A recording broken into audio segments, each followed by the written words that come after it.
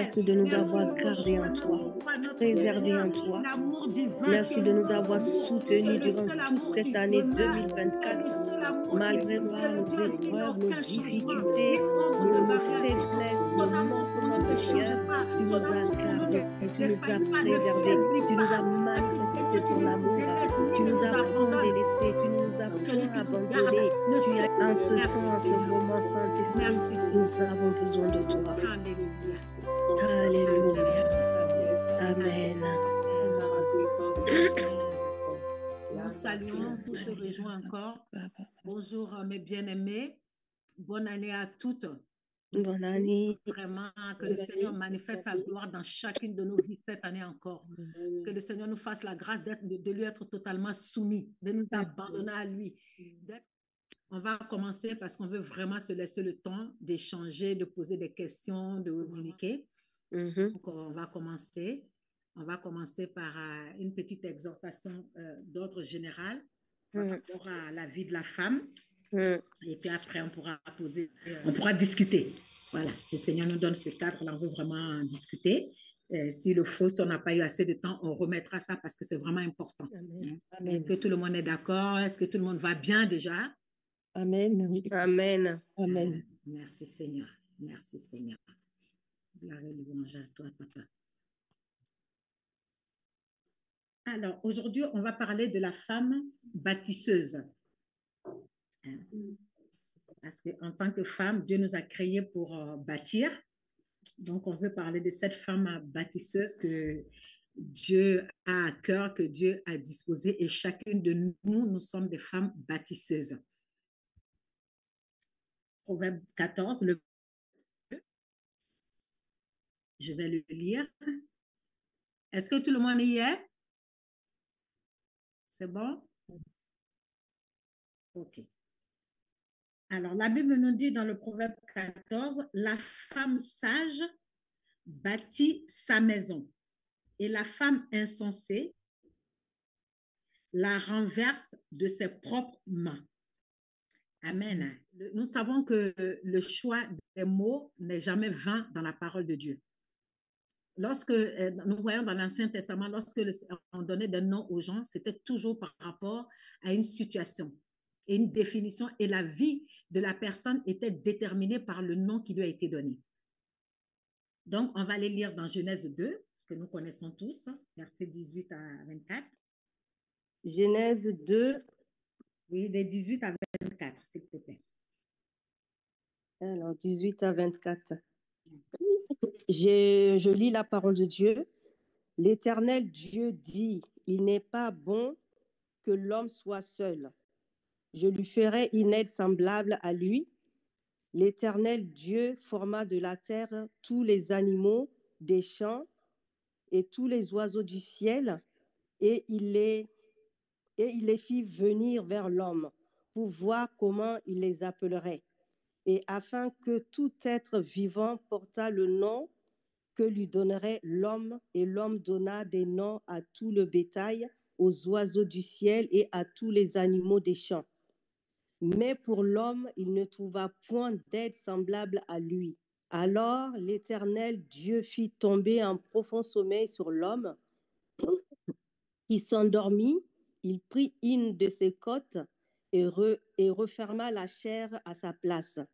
L'Éternel Dieu forma une femme de la côte qu'il avait prise de l'homme, et il l'amena vers l'homme. Et l'homme dit, voici cette fois celle qui est os de mes os et chair de ma chair. On l'appellera femme parce qu'elle a été prise de l'homme. C'est pourquoi l'homme quittera son père et sa mère et s'attachera à sa femme, et ils deviendront une seule chair. Et l'homme et sa femme étaient tous deux nus et ils n'en avaient point honte. Amen. Amen. Oui. Merci Seigneur. Donc, nous voyons la création de la femme. Quand je méditais ce passage, ce qui m'a étonnée, c'est que j'ai vu que les animaux, tous les animaux que Dieu a créés, verset 19, il a dit, l'Éternel Dieu forma de la terre tous les animaux des champs et tous les oiseaux du ciel. L'homme aussi a été formé de la terre. Mais la femme seule a été prise directement de la côte de l'homme. Donc, déjà, il y a une spécificité. Je n'ai pas eu la compréhension de tout le sens de cela. Donc, Amen. c'est des histoires, mais l'homme, tous les animaux ont été créés de la terre. L'homme a été créé de la terre. La femme seule n'a pas été créée directement de la terre. Déjà, Dieu a un soin particulier pour la femme. Quand tu vois, même par rapport à la création, il y a une différence. Il y a une différence. Et Dieu dit à l'homme, avant de créer la femme, il a créé l'homme. Et il a créé tous les animaux. Et on a vu que l'homme a eu la responsabilité de nommer tous les animaux, mais il n'a trouvé aucun qui soit semblable à lui. Pour dire que les animaux de la terre n'ont pas satisfait l'homme. Toute la création que Dieu avait, comment on appelle, la nature, il a créé les poissons, il a créé toutes choses même pour la nature de l'homme. L'homme même était placé dans le jardin d'Éden, le jardin des délices où il y avait toutes choses, mais l'homme n'était pas satisfait. L'homme n'était pas satisfait. Et Dieu a vu que l'homme se sentait seul. C'est là qu'il dit, je vais lui créer une aide. Donc, la femme a été créée pour être l'aide de l'homme. Et quand la femme a été créée, l'homme, il y avait toute la création devant lui. Quand on décrit le jardin d'Éden, chacun, je pense, a pris le temps de lire ça ou bien il faut aller encore méditer. Comment c'est beau tout ce qu'il y avait, mais l'homme ne s'est pas exclamé. Le verset 23, quand l'homme dit, voici cette fois-ci celle qui est os de mes os et chair de ma chair. Il s'est extasié. Et moi, je me dis que la nature même était en extase, s'est exclamé lorsqu'il a vu la femme apparaître. Pour dire que la femme, vraiment, c'est une créature merveilleuse, c'est une créature excellente dans ce monde-là. Dieu l'a créée pour apporter du goût, pour apporter de la couleur, pour apporter de la chaleur à l'humanité. Vous voyez la signification du mot Ève, Ava qui dit la vivante. Mais pourtant, tous les animaux, toute la création était vivante. Les animaux des cieux, de la terre, dans l'océan et tout, ils étaient vivants. Mais la femme, on l'appelait la vivante, celle qui donne vie. La femme, c'est celle qui donne la vie. La vie à la société. Quand il y a une femme dans une maison, tu sens la vie dans la maison. Moi, je ne sais pas si vous avez remarqué. Tu peux aller dans les plus belles maisons, dans les plus grandes maisons. S'il n'y a pas de femme là-bas, tu sens que quelque chose manque. Tu vas voir le beau décor et tout, mais tu vas sentir que quelque chose manque. Quand il y a une femme dans une maison, la décoration même est différente. Il y a une touche différente. Parce que la femme est celle qui donne vie. Nous savons aussi que la femme, c'est la mère de l'humanité. Quels que soient les princes, les rois, les chefs d'État, les puissants qu'il y a dans la vie, s'il n'y a pas une femme qui l'a mise au monde, personne n'existe. Donc, c'est pour que chacune de nous, nous réalisons que nous avons une place de choix dans ce monde-là. On a été créé pour un plan particulier. Maintenant, on va aller retourner dans Proverbe 14, qui nous dit, Proverbe 14, je ne sais pas pour vous, mais quand je lis ce passage-là, je m'arrête, je réfléchis. Le choix des mots est tellement important. La Bible dit, la femme sage bâtit sa maison. Ça veut dire qu'en fait, une maison, c'est la femme qui la bâtit. Pourquoi on ne dit pas l'homme? La femme, c'est elle qui bâtit une maison, qui bâtit un édifice, qui bâtit une famille. C'est la femme sage qui bâtit. La femme insensée la renverse de ses propres mains. Pour dire, autant nous avons été créés pour donner la vie, autant nous pouvons donner facilement la mort. Dans le monde entier, on constate qu'effectivement, très souvent, c'est la femme qui tire les ficelles dans les querelles, dans les sociétés. Autant une femme peut arriver, les femmes peuvent se lever, organiser les choses, tout va bien se passer. Mais quand une femme décide de détruire, tout s'écroule. Donc, on va prendre le temps de regarder la définition du mot sage. Parce que quand on dit la femme sage bâtit la maison, c'est quoi la sagesse alors? Dans mes recherches, j'ai eu une définition qui dit que la femme sage, c'est celle qui a la compréhension et la révélation de son rôle et connaît le plan et le dessein de Dieu pour sa vie. Avoir la compréhension et la révélation de son rôle, déjà, sur la terre, là où tu es placé, et connaît le plan et le dessein de Dieu. Parce que nous, en tant que femmes, il y a les femmes du monde qui sont différentes des femmes, de la femme de Dieu, de la femme servante de Dieu, de la femme enfant de Dieu. C'est que celle-là, elle connaît le plan et le dessein de Dieu pour sa vie. Non seulement tu le connais, une chose est de le connaître, mais une chose est de l'accepter. Accepter que moi, je suis placée là, à côté de cet homme, je suis placée là dans cette famille, dans cette maison, dans cette structure, pour un plan, et j'accepte cela. Et je me mets dans les dispositions de Dieu pour accomplir cela. Ça, c'est le premier mot, le mot sage. Ensuite, on nous parle de bâtir. Qu'est-ce que ça veut dire bâtir?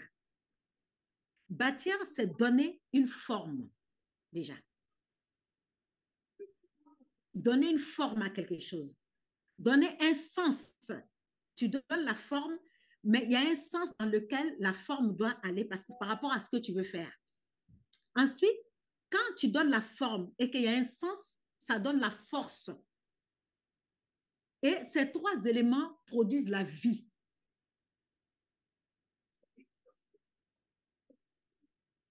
Ouais. Et quand j'examine encore, quand on parle de bâtir, le verset nous dit, la femme sage bâtit sa maison et l'insensé la renverse de ses propres mains. Il faut dire que les mains ont une utilité. On bâtit avec les mains, on construit avec les mains. Je regarde la construction même d'un édifice, d'un bâtiment. Les personnes qui y travaillent, les personnes dans le bâtiment, c'est des gens manuels, ils travaillent beaucoup avec les mains. Il faut dire que nos mains sont utiles pour bâtir, mais on peut détruire aussi avec nos mains. Parce que ne rien faire même de ses mains, tu détruis. Tu vois? Avec tes mains, tu peux mal construire. Si tu ne donnes pas la bonne forme, ça ne prendra pas la bonne direction. Le sens ne sera pas clair ou le sens ne sera pas bon et ça ne va pas, il n'y aura pas la force qui va accompagner et il n'y aura pas la vie non plus. Tu vois? Dans bâtir, il y a construire, la construction. Construire, c'est établir aussi une famille. En tant que femme, nous sommes appelés à établir une famille, je ne sais pas, à construire une famille, à donner une forme à une famille. Vous voyez, dans les familles, même si on n'est pas la mère de famille et tout, mais même quand les parents ne sont pas là, ou même quand les parents vieillissant, en général, la grande sœur dans la famille, ou même une des sœurs dans la famille, c'est les femmes qui maintiennent la famille, qui maintiennent le lien dans la famille. En tout cas, quand une femme comprend son rôle là, même si elle est la dernière de la famille, très souvent, c'est les femmes qui rassemblent. C'est les femmes qui prennent soin. Il faut dire que ce travail de construction, ce travail d'édification, vraiment, le Seigneur l'a confié à la femme. Parce que dans la construction, c'est là qu'il y a la vie. Et nous sommes appelés à donner la vie. Alors, il faut des caractères, et un caractère, il faut des qualités pour être cette femme bâtisseuse. C'est ainsi qu'on va aller dans ce passage qu'on connaît très bien, le passage mythique de Proverbe 31, qu'on a médité et médité plusieurs fois, mais il est toujours utile de se replonger dans la parole de Dieu parce qu'à chaque fois, le Seigneur donne une révélation nouvelle.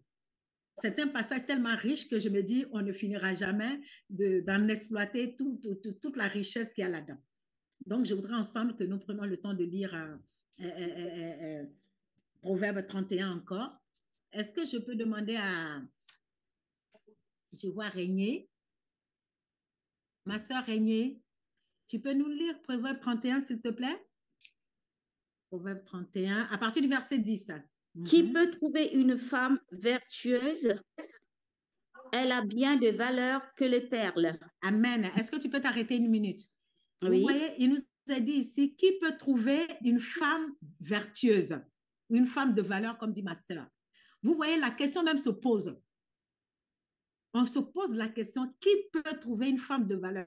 Parce que c'est une véritable préoccupation pour le monde. Vous voyez, dans le monde, on s'inquiète déjà de trouver une bonne femme. Les familles se préoccupent pour que leur fils trouve une bonne femme. Parce qu'il y a des fils qui se sont mariés, pas des bonnes femmes, ça a créé la division de la famille. Ça a créé beaucoup de chagrin, de soucis, parce qu'on n'a pas trouvé une bonne femme. Donc, c'est une question essentielle et cruciale que le monde se pose. Ah, qui peut trouver une bonne femme? Où se trouve la bonne femme, la femme vertueuse, la femme de valeur? Où se trouve-t-elle? C'est une quête permanente pour l'humanité. Parce que le monde même nous dit, derrière un grand homme se trouve une grande femme. Et chacun a cette préoccupation de trouver la grande femme. Parce que quelle que soit ta position dans la vie, un mauvais mariage, une mauvaise alliance peut détruire ta carrière, peut détruire ta destinée. Ou détruire la destinée de la famille. Donc, c'est une préoccupation essentielle. Vas-y, ma sœur. Verset 11. Oh oui, le cœur de son mari a confiance en elle, et les produits ne lui feront pas défaut. Elle lui fait du bien et non du mal tous les jours de sa vie. Elle se procure de la laine et du lin et travaille d'une main joyeuse. Elle est comme un navire marchand, elle amène son pain de loin. Elle se lève lorsqu'il est encore nuit et elle donne la nourriture à sa maison et la tâche à ses servantes. Elle pense à un champ et elle l'acquiert. Du fruit de son travail, elle plante une vigne. Elle ceint de force ses reins et elle affermit ses bras. Elle sent ce qu'elle gagne est bon. Sa lampe ne s'éteint point pendant la nuit. Elle met la main à la quenouille et ses doigts tiennent le fuseau. Elle tend la main au malheureux, elle tend la main aux l'indigent. Elle ne craint pas la neige pour sa maison, car toute sa maison est vêtue de cramoisis. Elle se fait des couvertures et elle a des vêtements de fin lin, des pourpres. Son mari est considéré aux portes lorsqu'il siège avec les anciens du pays.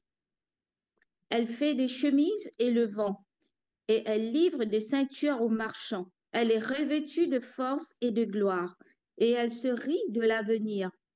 Elle ouvre la bouche avec sagesse, et ses instructions aimables sont sur sa langue.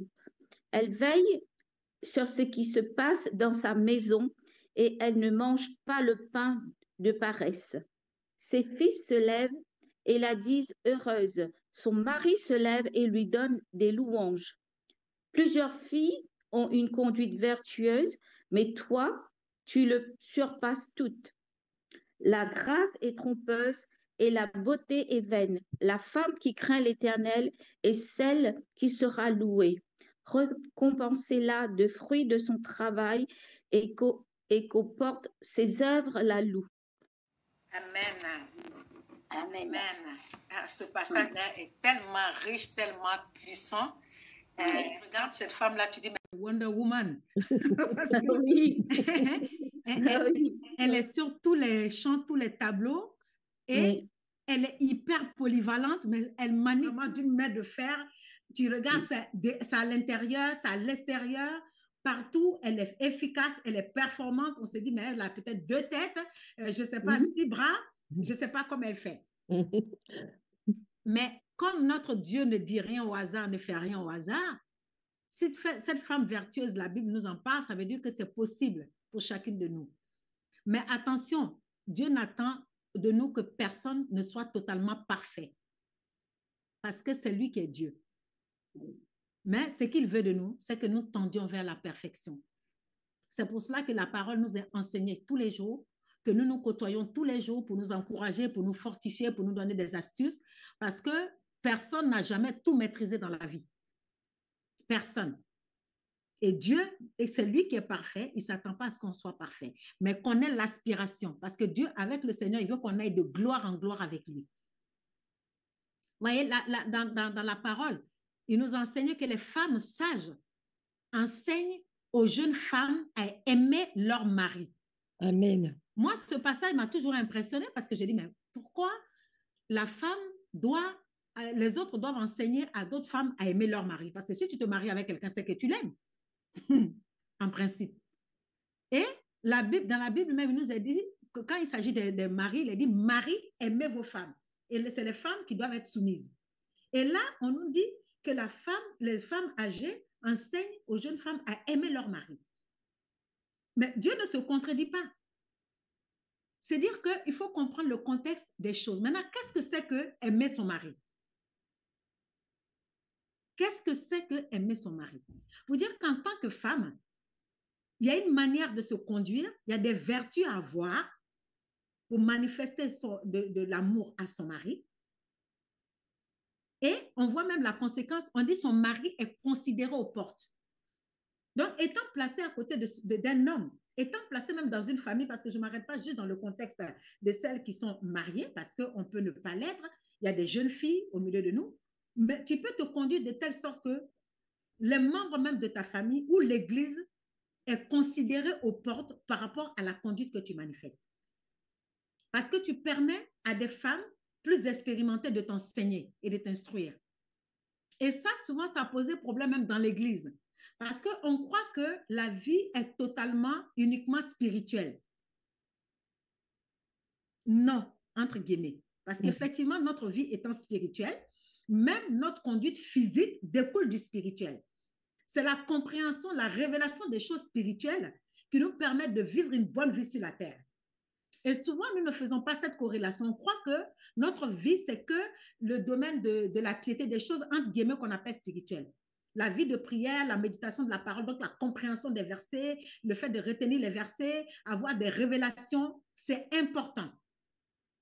Mais si on n'est pas enseigné, ça veut dire qu'il y a un côté aussi humain que le Seigneur veut que nous apprenions. Nous devons apprendre à vivre en société.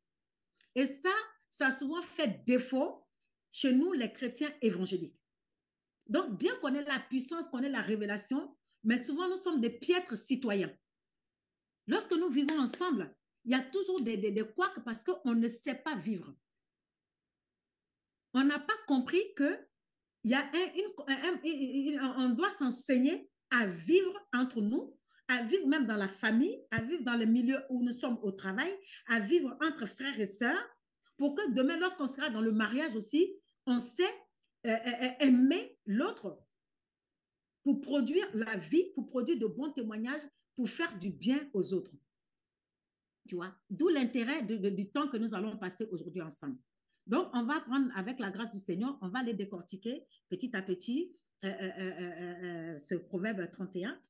Donc, on voit que l'une des premières qualités de cette femme, déjà, c'est une femme qui inspire la confiance. Parce que le choix la disposition même des versets dans la parole n'est pas inutile, ce n'est pas un hasard. Quand on reprend donc à partir du verset 10, qui peut trouver une femme vertueuse? Elle a bien plus de valeur que les perles. Nous savons que les perles, c'est un bien de grande valeur. Les perles ont un grand prix. Les perles sont recherchées. Le Seigneur dit qu'une femme de valeur, une femme vertueuse a plus de valeur que les perles. Et il a dit tout de suite, le cœur de son mari a confiance en elle, virgule, et les produits ne lui feront pas défaut. Tu te dis, mais il est où le rapport entre la confiance de son mari et les produits qui ne lui font pas défaut? Quand je lisais ce passage, je dis, mais le cœur de son mari a confiance en elle. Moi, je serais allée voir dans d'autres domaines, mais on dit tout de suite, car quelque part, on est en train de dire, le cœur de son mari a confiance en elle, car les produits ne lui feront pas défaut. Du coup, elle lui fait du bien et non du mal tous les jours de sa vie. Il y a un lien entre tout ça. Il a confiance en elle parce que les produits ne lui font pas défaut. Et parce que les produits ne lui font pas défaut, elle lui fait du bien et non du mal tous les jours de sa vie.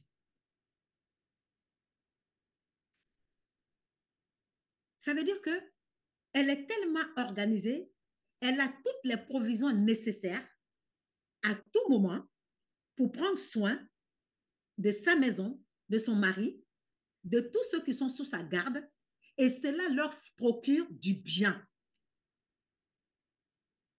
Cela leur procure du bien. Tout ce qui est nécessaire à la bonne tenue de sa maison, aux soins de son mari, de ses enfants, des frères et sœurs, Si c'est une jeune fille qui est chez ses parents, les dispositions qu'elle a fait qu'elle procure du bien aux gens et pour cela, on lui fait confiance. Vous voyez, il y a des filles chrétiennes dans les maisons, les parents ne peuvent pas leur faire confiance. On ne peut pas te confier la maison, on ne peut pas te confier des soins, un travail dans la maison, la gestion de la maison, la gestion de tes frères et sœurs. On ne peut pas te faire confiance parce que tu n'as pas compris. Tu crois que ta vie, c'est enfermer, c'est prier, c'est être à l'église tous les jours. Même en tant que femme aussi, tu n'as pas compris que à tout moment, on doit pouvoir compter sur toi. Parce que les produits ne te font pas défaut. Les provisions ne manquent pas, les provisions essentielles à tous les niveaux. Provisions matérielles, provisions physiques, provisions spirituelles, les provisions ne te manquent pas. Donc déjà, une qualité importante, c'est que tu inspires la confiance. Tu inspires la confiance même des relations autour de toi, des amis, des frères et sœurs dans l'église. Vous savez, beaucoup de nous, on peut nous connaître par rapport à notre vie spirituelle, mais on ne peut pas nous faire confiance. Est-ce qu'on est digne de confiance en général? On te confie quelque chose, on peut être sûr que ça peut rester. On te demande quelque chose que tu promets. Est-ce qu'on peut compter sur toi? Est-ce que quelqu'un peut te laisser dans sa maison? Inspirer la confiance dans nos rapports humains. C'est important. Quelqu'un peut te prêter de l'argent, te prêter quelque chose. Est-ce qu'il peut te faire confiance que tu vas rendre? C'est des aspects qu'on néglige dans notre marche entre nous, mais c'est important. C'est important. J'ai entendu des païens dire qu'ils ont eu à prêter de l'argent à des chrétiens qui n'ont jamais rendu. Quel témoignage? Est-ce tu peux inspirer confiance? Ton mari peut te faire confiance. Tes enfants peuvent te faire confiance. Les frères et sœurs dans la famille peuvent te faire confiance. Je connais des gens dans les familles, même quand il y a des histoires de cotisation, il y a une histoire d'argent, toi qui es chrétien, on ne peut pas te faire confiance. Parce que les engagements que tu prends, tu ne respectes pas. Inspirer la confiance. On va aller dans un deuxième point qui est être laborieuse. Il y a un passage qui il est dit ici, donc le verset 13, elle se procure de la laine et du lin et travaille d'une main joyeuse. Travaille d'une main joyeuse. Laborieuse en tant que femme. La Bible nous parle des femmes qui doivent s'adonner aux travaux domestiques. C'est écrit dans la Bible, c'est noir sur blanc. Je sais qu'on est dans un monde moderne où les femmes travaillent à l'extérieur. Donc, les choses ne peuvent plus être gérées comme du temps de nos mères qui travaillaient, qui étaient à la maison, qui ne travaillaient pas à l'extérieur. Donc, elles s'occupaient totalement des soins domestiques. En Afrique, on a de l'aide en général dans les familles. Ici, ce n'est pas le cas. Je reconnais donc que ce n'est pas facile. Je ne suis pas en train de dire que la femme est simplement vouée aux travaux domestiques, que le mari ne doit pas l'aider. Moi, j'insiste sur le fait que, ici en Europe, le mari doit aider sa femme aux soins domestiques parce que c'est une vie différente. Ça aussi, c'est de l'amour de la part du mari, j'insiste là-dessus.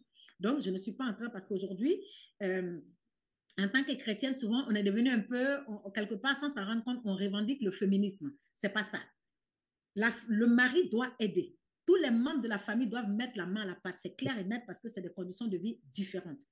Mais, principalement, la femme, c'est celle qui a la charge des soins domestiques. C'est ce que la Bible nous dit. Maintenant, elle peut s'organiser de telle sorte que tout le monde participe, mais tu ne peux pas être là et puis c'est le mari ou c'est les enfants qui font. Parce qu'il y a des femmes, la Bible nous parle du pain de la paresse, il y a des femmes qui sont paresseuses. Et ça, ce n'est pas normal. En tant que fille de Dieu, avec l'Esprit de Dieu, on ne doit pas être dans la paresse. On va continuer avec cette femme vertueuse. Donc, il est dit, elle travaille d'une main joyeuse. Donc, c'est même avec joie que tu te lèves, que tu gères ta maison, que tu gères tes enfants, que tu gères tout ce qui concerne ta maison. Si tu es une jeune femme qui vit en famille, mais c'est avec joie que tu aides à la maison, que tu soulages ta mère, que tu soulages les personnes même qui t'hébergent. Parce qu'on a eu des cas même où tu héberges des sœurs, ou même moi je vois des sœurs, des jeunes sœurs qui viennent dans les maisons, tu les reçois à passer quelques jours, ou même à manger. Il y en a qui ne sont pas capables de se lever, de débarrasser la table. Je l'ai vu, on m'a rapporté des faits, on nous en a parlé pour dire, mais vous ne pouvez pas enseigner les jeunes femmes. Elles vont dans des maisons. Pendant des jours, on les reçoit. la maîtresse de maison, la maman d'un certain âge, elle cuisine, elle fait les trucs. L'autre, elle vient, elle mange, elle discute, propose même pas de faire la vaisselle. Quel témoignage! Quel témoignage! Si de toi-même, tu ne comprends pas que quand tu es quelque part, tu dois mettre la main à la pâte, tu dois aider, c'est de l'amour, simplement. Tu ne peux pas être assise là et puis quelqu'un est là, elle court, elle va à la cuisine, elle gère tout et puis tu ne proposes même pas de faire quelque chose. Je dis faire quelque chose parce que même si tu ne sais pas tout faire, il y a des choses qui sont à ta possibilité. Tu proposes en tout cas ton aide dans un domaine. Et là, elle travaille d'une main joyeuse. Hein? Donc, on parle de la femme laboureuse. Une autre qualité de la femme, de cette femme vertueuse, c'est être organisée. Être organisée, c'est avoir de l'anticipation. Tu prévois les choses à l'avance. Dans 2 jours, dans 3 jours, on doit faire ça. Lundi, c'est la rentrée.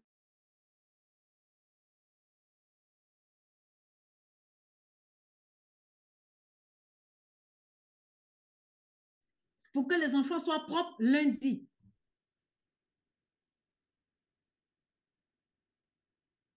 Elle est comme un navire marchand. Elle amène son pain de loin. Elle amène son pain de loin. Elle prend le temps d'aller chercher des choses qui sont à distance. Si c'est nécessaire pour sa famille, elle va prendre le temps d'aller chercher les produits loin parce qu'elle est organisée. Elle fait des provisions. Elle fait des provisions. On dit, elle se lève lorsqu'il a encore nuit et elle donne la nourriture à sa maison et la tâche à ses servantes. On voit ce travail d'anticipation. Tôt le matin, elle se lève. Il y a des femmes, pour le matin, elles ne peuvent pas se lever du lit. J'ai entendu des témoignages de sœurs, même le matin pour aller au travail. Le réveil, on est obligé de mettre 4-5 sonneries parce que quand ça sonne, tu ne peux pas te lever d'un bond. Donc, un retard au travail régulièrement, des chrétiennes. Tu as un retard au travail. Quel témoignage! Après, on dit, oh non, je suis persécutée. Non. Non, se lever promptement du lit. Une bonne maîtresse de maison. Oui, il y a des jours où on est fatigué, il y a des jours où on s'est couché tard. Ça, voilà, je n'exclus pas. Parce que même moi, je suis grasse matinée. Personne n'est contre cela. Mais dans ton organisation régulière, quand aujourd'hui, demain, je sais que je vais faire la grasse matinée, c'est parce que le soir, j'ai préparé des choses, j'ai avancé sur des choses. Je sais que je peux me le permettre aujourd'hui par rapport à tel temps particulier, je peux faire la grasse matinée. Mais en général, tu es celle qui anticipe, qui te lève tôt, qui dispose des choses, qui prépare les choses. Cette organisation est normale, est importante. Et j'ai noté aussi qu'elle doit être vive. Et ça rejoint le point où je disais, ce n'est pas une dormeuse, c'est une lève tôt et une couche tard. Normalement, la maman, c'est celle qui se lève tôt, qui se couche tard. Elle se lève tôt pour préparer, pour anticiper. Elle est la dernière à veiller surtout à aller se coucher. Je ne suis pas en train d'accuser les gens parce qu'il y a des jours aussi où voilà, tu es mal en point, tu es fatigué, tout est géré. On peut même déléguer, il n'y a pas de problème. On sait que le mari peut gérer ou tel grand enfant ou telle personne. On se couche tôt exceptionnellement parce que voilà, j'ai telle chose. Ce n'est pas mauvais. Je suis quelqu'un, j'aime me coucher tôt aussi pour être d'attaque le matin. Mais parce qu'il y a une bonne organisation qui est mise en place, on peut se permettre des choses. C'est une femme courageuse et déterminée. Il y a beaucoup de femmes qui ne sont pas courageuses. Courageuses pour se lever, pour entreprendre des projets, pour aller au bout de projets. Souvent, on accuse les gens, on accuse les situations parce que nous-mêmes, on ne se sent pas de rein pour se battre. La femme vertueuse, c'est celle qui se bat pour sa famille. Il y a tel projet qui ne marche pas, mais on va dans un autre projet. Il y a une période difficile. OK, la période est comme ça. Je ne passe pas mon temps à pleurnicher sur la période. Je ne passe pas mon temps à accuser, à chercher les pourquoi. OK, la situation est comme ça. Que fait-on? C'est toi qui donnes des idées au mari. Vous réfléchissez ensemble. Allez. Parce que tu es courageux, tu es déterminé. On parle de cette femme, elle pense à un champ et elle l'acquiert. Pourquoi? Parce qu'elle a de la détermination, elle a de la vision. Elle ne commence pas un projet, dès qu'il y a les premiers obstacles, elle arrête tout. Non. Vous savez, beaucoup de gens, on cherche les boucs émissaires, les raisons pour lesquelles ça ne marche pas. Il y a un adage qui dit que quand quelqu'un ne veut pas faire quelque chose, il trouve des excuses. Mais celui qui veut faire quelque chose, lui, il regarde les opportunités. Il regarde les opportunités. Tu te lèves, tu te serres les reins, on entreprend dans tel domaine. Je n'ai pas dit de se lancer dans toutes sortes de projets. Quand il y a un projet, on prend le temps aussi d'examiner comment, quel avantage ça apporte, quelle disposition, qu'est-ce que ça, vraiment, quelle est l'opportunité du temps, selon le temps aussi, selon la saison, selon la conjoncture. Parce que c'est une femme sage qui prend le temps de poser des questions, de se renseigner. On ne se lance pas dans tous les projets parce que ça paraît bon. Non. Telle personne peut réussir tel projet parce qu'il a les capacités, il remplit des conditions qui lui permettent de réussir tel projet. Toi, tu ne peux pas réussir dans ce domaine-là par rapport à ton caractère, à ton tempérament, à ton contexte de vie. Donc, tout ça, c'est important à examiner. Donc, c'est la femme qui prend le temps de réfléchir et d'examiner les choses. Dans la prière, mais même dans l'intellect, en consultant, en faisant des recherches.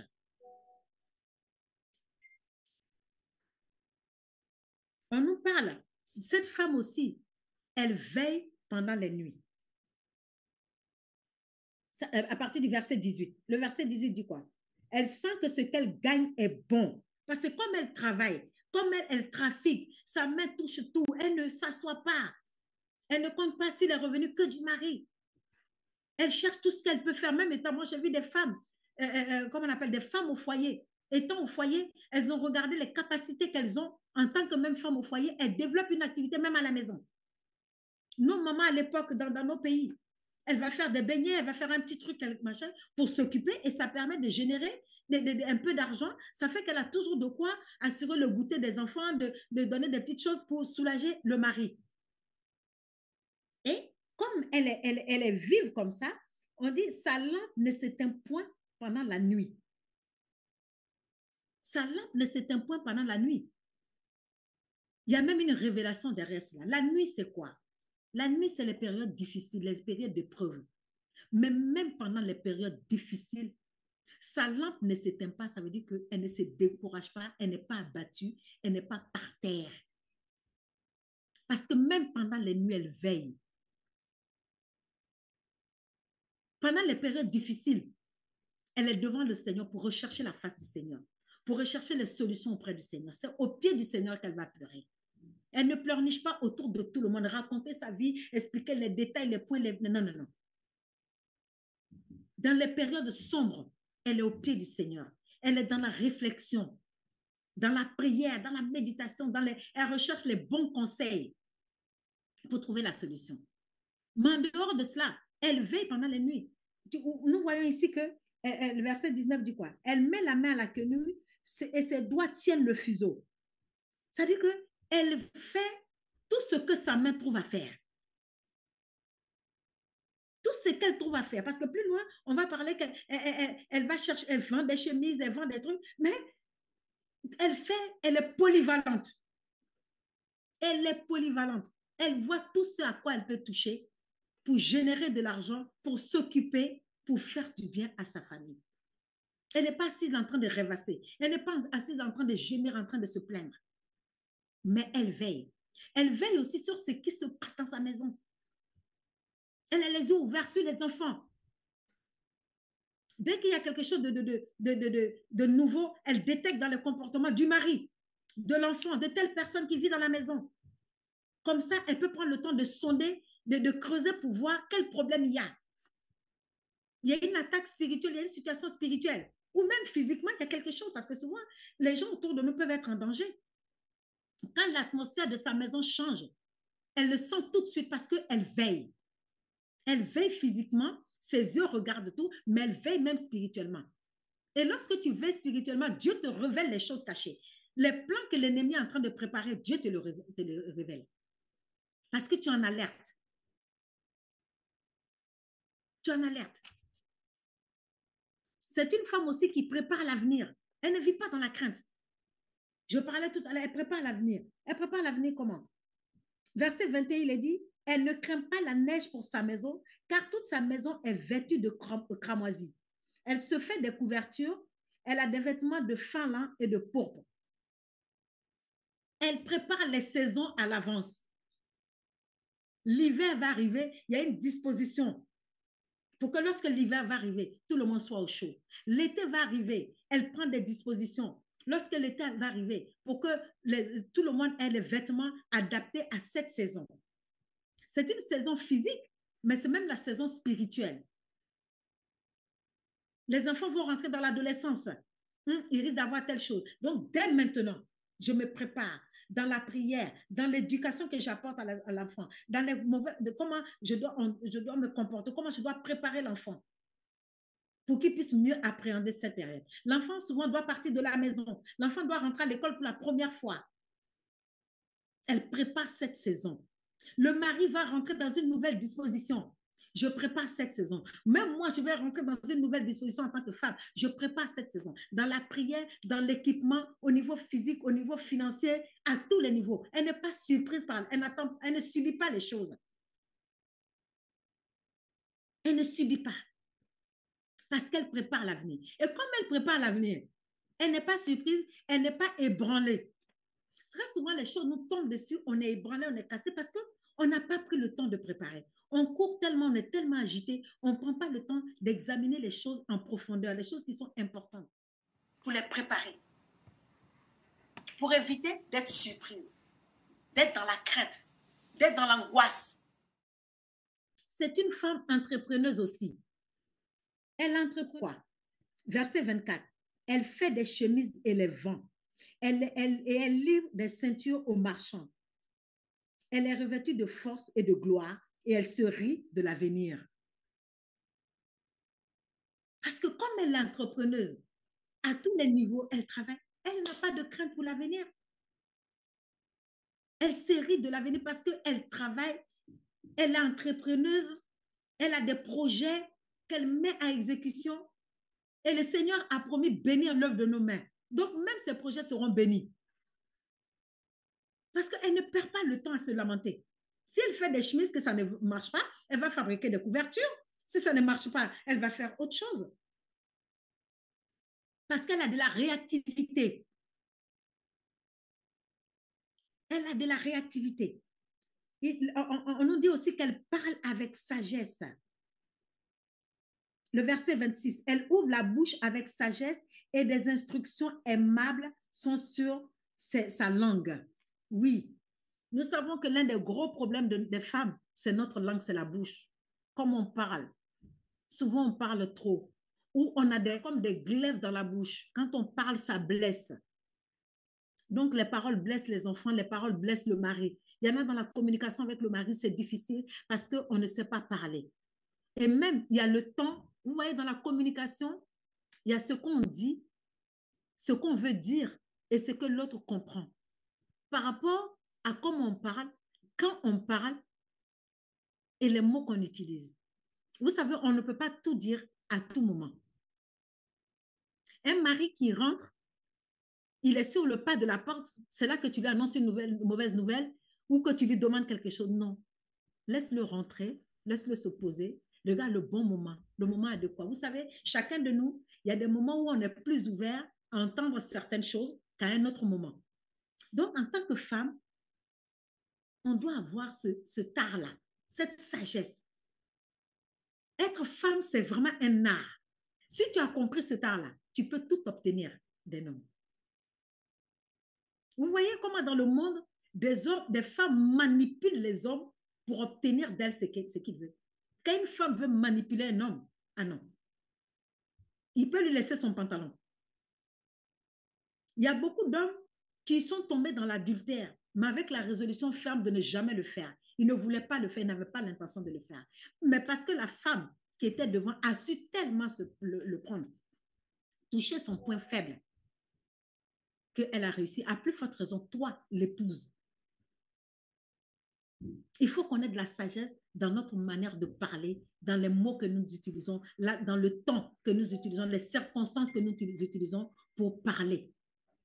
Ça, c'est quelque chose, il faut demander au Seigneur. Comment parler? Non seulement comment parler avec son conjoint, comment parler avec ses enfants, avec l'autre entourage, dans l'église même. Parce que souvent, dans l'église, beaucoup de gens sont blessés par les paroles d'autres femmes, d'autres sœurs qui leur annoncent. C'est des paroles qui agressent, c'est des paroles qui blessent. Vraiment, c'est un art. Parler, c'est un art. Il faut demander cette sagesse au Seigneur parce que nous avons été créés pour apporter la vie. Et par ta parole, tu peux détruire quelqu'un. Par ta parole, tu peux relever quelqu'un. La Bible dit que nous devons avoir une langue exercée. Il y a des fois, je ne sais pas si je suis sûre que la plupart on a expérimenté ça. Tu arrives au culte le dimanche matin. Tu es pleine de joie pour aller adorer ton Dieu. Et tu vas dire bonjour à quelqu'un. Elle te sort une parole qui te blesse tellement, qui te casse. Tout ton culte est gâché. La personne t'a sorti une réflexion, mais qui t'a mise par terre. Cette personne n'a pas été porteuse de vie ce jour-là. Elle a sémé la mort en toi alors que tu es venu pour prendre la vie à l'église. Donc vraiment que le Seigneur nous donne sa sagesse par rapport à ça aussi. Donc si on continue les versets bon, qu'on a déjà vu un peu, verset 27, elle veille sur ce qui se passe dans sa maison et elle ne mange pas le pain de la paresse. Nous avons parlé de la paresse.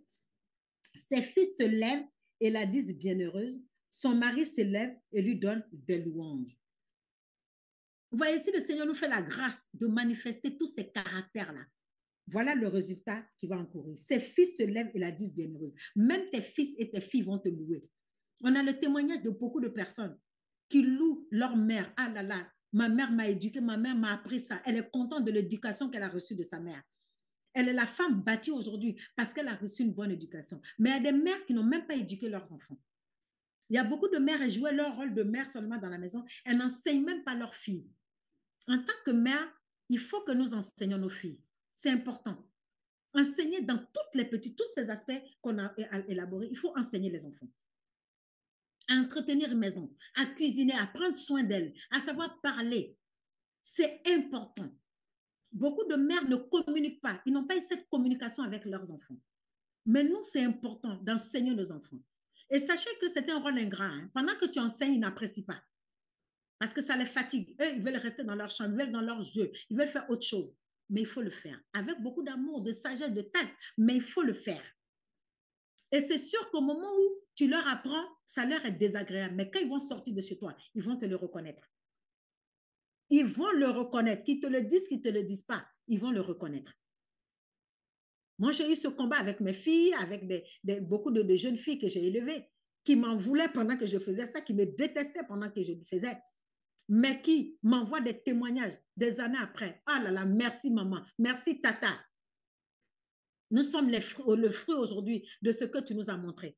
Il y a des choses même dans les détails que j'ai appris, je ne me rappelle pas, que je ne pratique même plus parce que j'ai évolué dans d'autres choses. Et je vois ces filles-là qui me le disent. Ah là là, moi je pratique telle chose que toi tu m'as enseigné.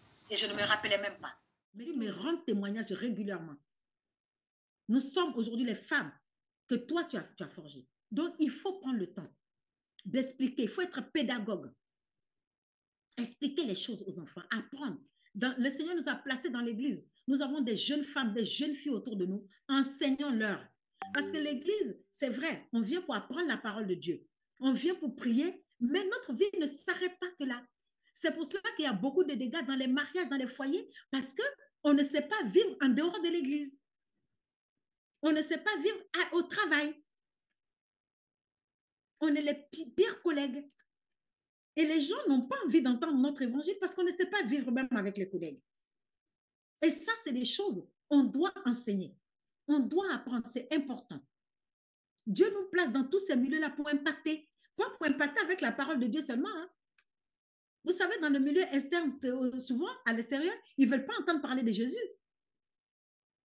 Au départ, c'est ton caractère, ton comportement qui doit les attirer, qui doit créer l'intérêt de s'approcher de toi. Et c'est en s'approchant de toi que maintenant tu leur communiques la vie spirituelle que toi tu as. Mais tu peux déjà communiquer ta vie même physique. C'est très important. Et il est dit ici, donc le verset 29, plusieurs filles ont une conduite vertueuse, mais toi, tu les surpasses toutes. Plusieurs filles ont une conduite vertueuse, mais toi, tu les surpasses toutes. Quand tu manifestes ces vertus-là, les gens vont te regarder, qu'ils t'aiment ou qu'ils ne t'aiment pas. Ils vont reconnaître que tu es une femme vertueuse, qui les surpasse toutes. Si la Bible parle de ces vertus-là, ça veut dire que c'est possible. Par la prière, par le fait de se côtoyer même entre femmes, d'apprendre les unes des autres. Vous savez qu'il y a des personnes qui ne veulent pas apprendre. Hein? Quand tu leur expliques les choses, non, non, ils ne veulent pas, ils veulent rester sur leur acquis. Alors qu'on en apprend toujours. On apprend toujours. On apprend des plus jeunes que nous, on apprend des plus âgés que nous, parce qu'on a des expériences différentes, on a des cultures différentes. Le Seigneur nous a placés ensemble dans l'Église de tous les horizons pour que nous apprenions les unes des autres. Et le brassage de culture, c'est une richesse incroyable. C'est une richesse incroyable. Le verset 30 dit quoi? La grâce est trompeuse et la beauté est vaine. La grâce est trompeuse. Très souvent, on s'attache aux grâces spirituelles, les dons que les gens peuvent manifester, les dons spirituels. Mais le Seigneur dit que ça, là, c'est trompeur. La beauté physique qu'on peut manifester, le Seigneur dit c'est vain. Mais c'est la femme qui craint l'Éternel est celle qui sera louée. Mais quelle est la femme qui craint l'Éternel? C'est la femme vertueuse. En réalité, c'est la femme vertueuse. Ce n'est pas la femme simplement qui sait prier, qui connaît tous les versets de la Bible, qui a les révélations. C'est une bonne chose. Mais très vite, quand les gens te côtoient de près, ils peuvent être déçus de tout ça. Oh, mais c'est celle qui prophétise à l'église. Oh, c'est celle qui chante si bien. Mais quand on te côtoie dans les petits domaines, dans tous les domaines de la vie, tu n'es pas une personne fiable, tu n'es pas digne de confiance, tu n'es pas organisé. Et tu sais que la mauvaise organisation, le fait que tu sois mal organisé dans ta vie, tu affectes les autres par ta mauvaise organisation. Tu déranges les autres par le fait que tu es mal organisé. Et tu blesses même les autres. Donc, tu n'es pas cette femme qui craint l'Éternel et qui sera louée. Notre vie, c'est plusieurs aspects dans la vie de la société. Et quand tu coches toutes ces cases, en général, je dis en général parce qu'on est humain, quand tu coches la plupart de ces cases, c'est là que tu seras loué. C'est ça qu'on appelle le témoignage. Vous voyez, dans des églises, on peut regarder la femme du pasteur, on peut regarder celle qui est responsable des femmes. Mais combien de fois les gens ont été déçus, choqués de ces personnes-là?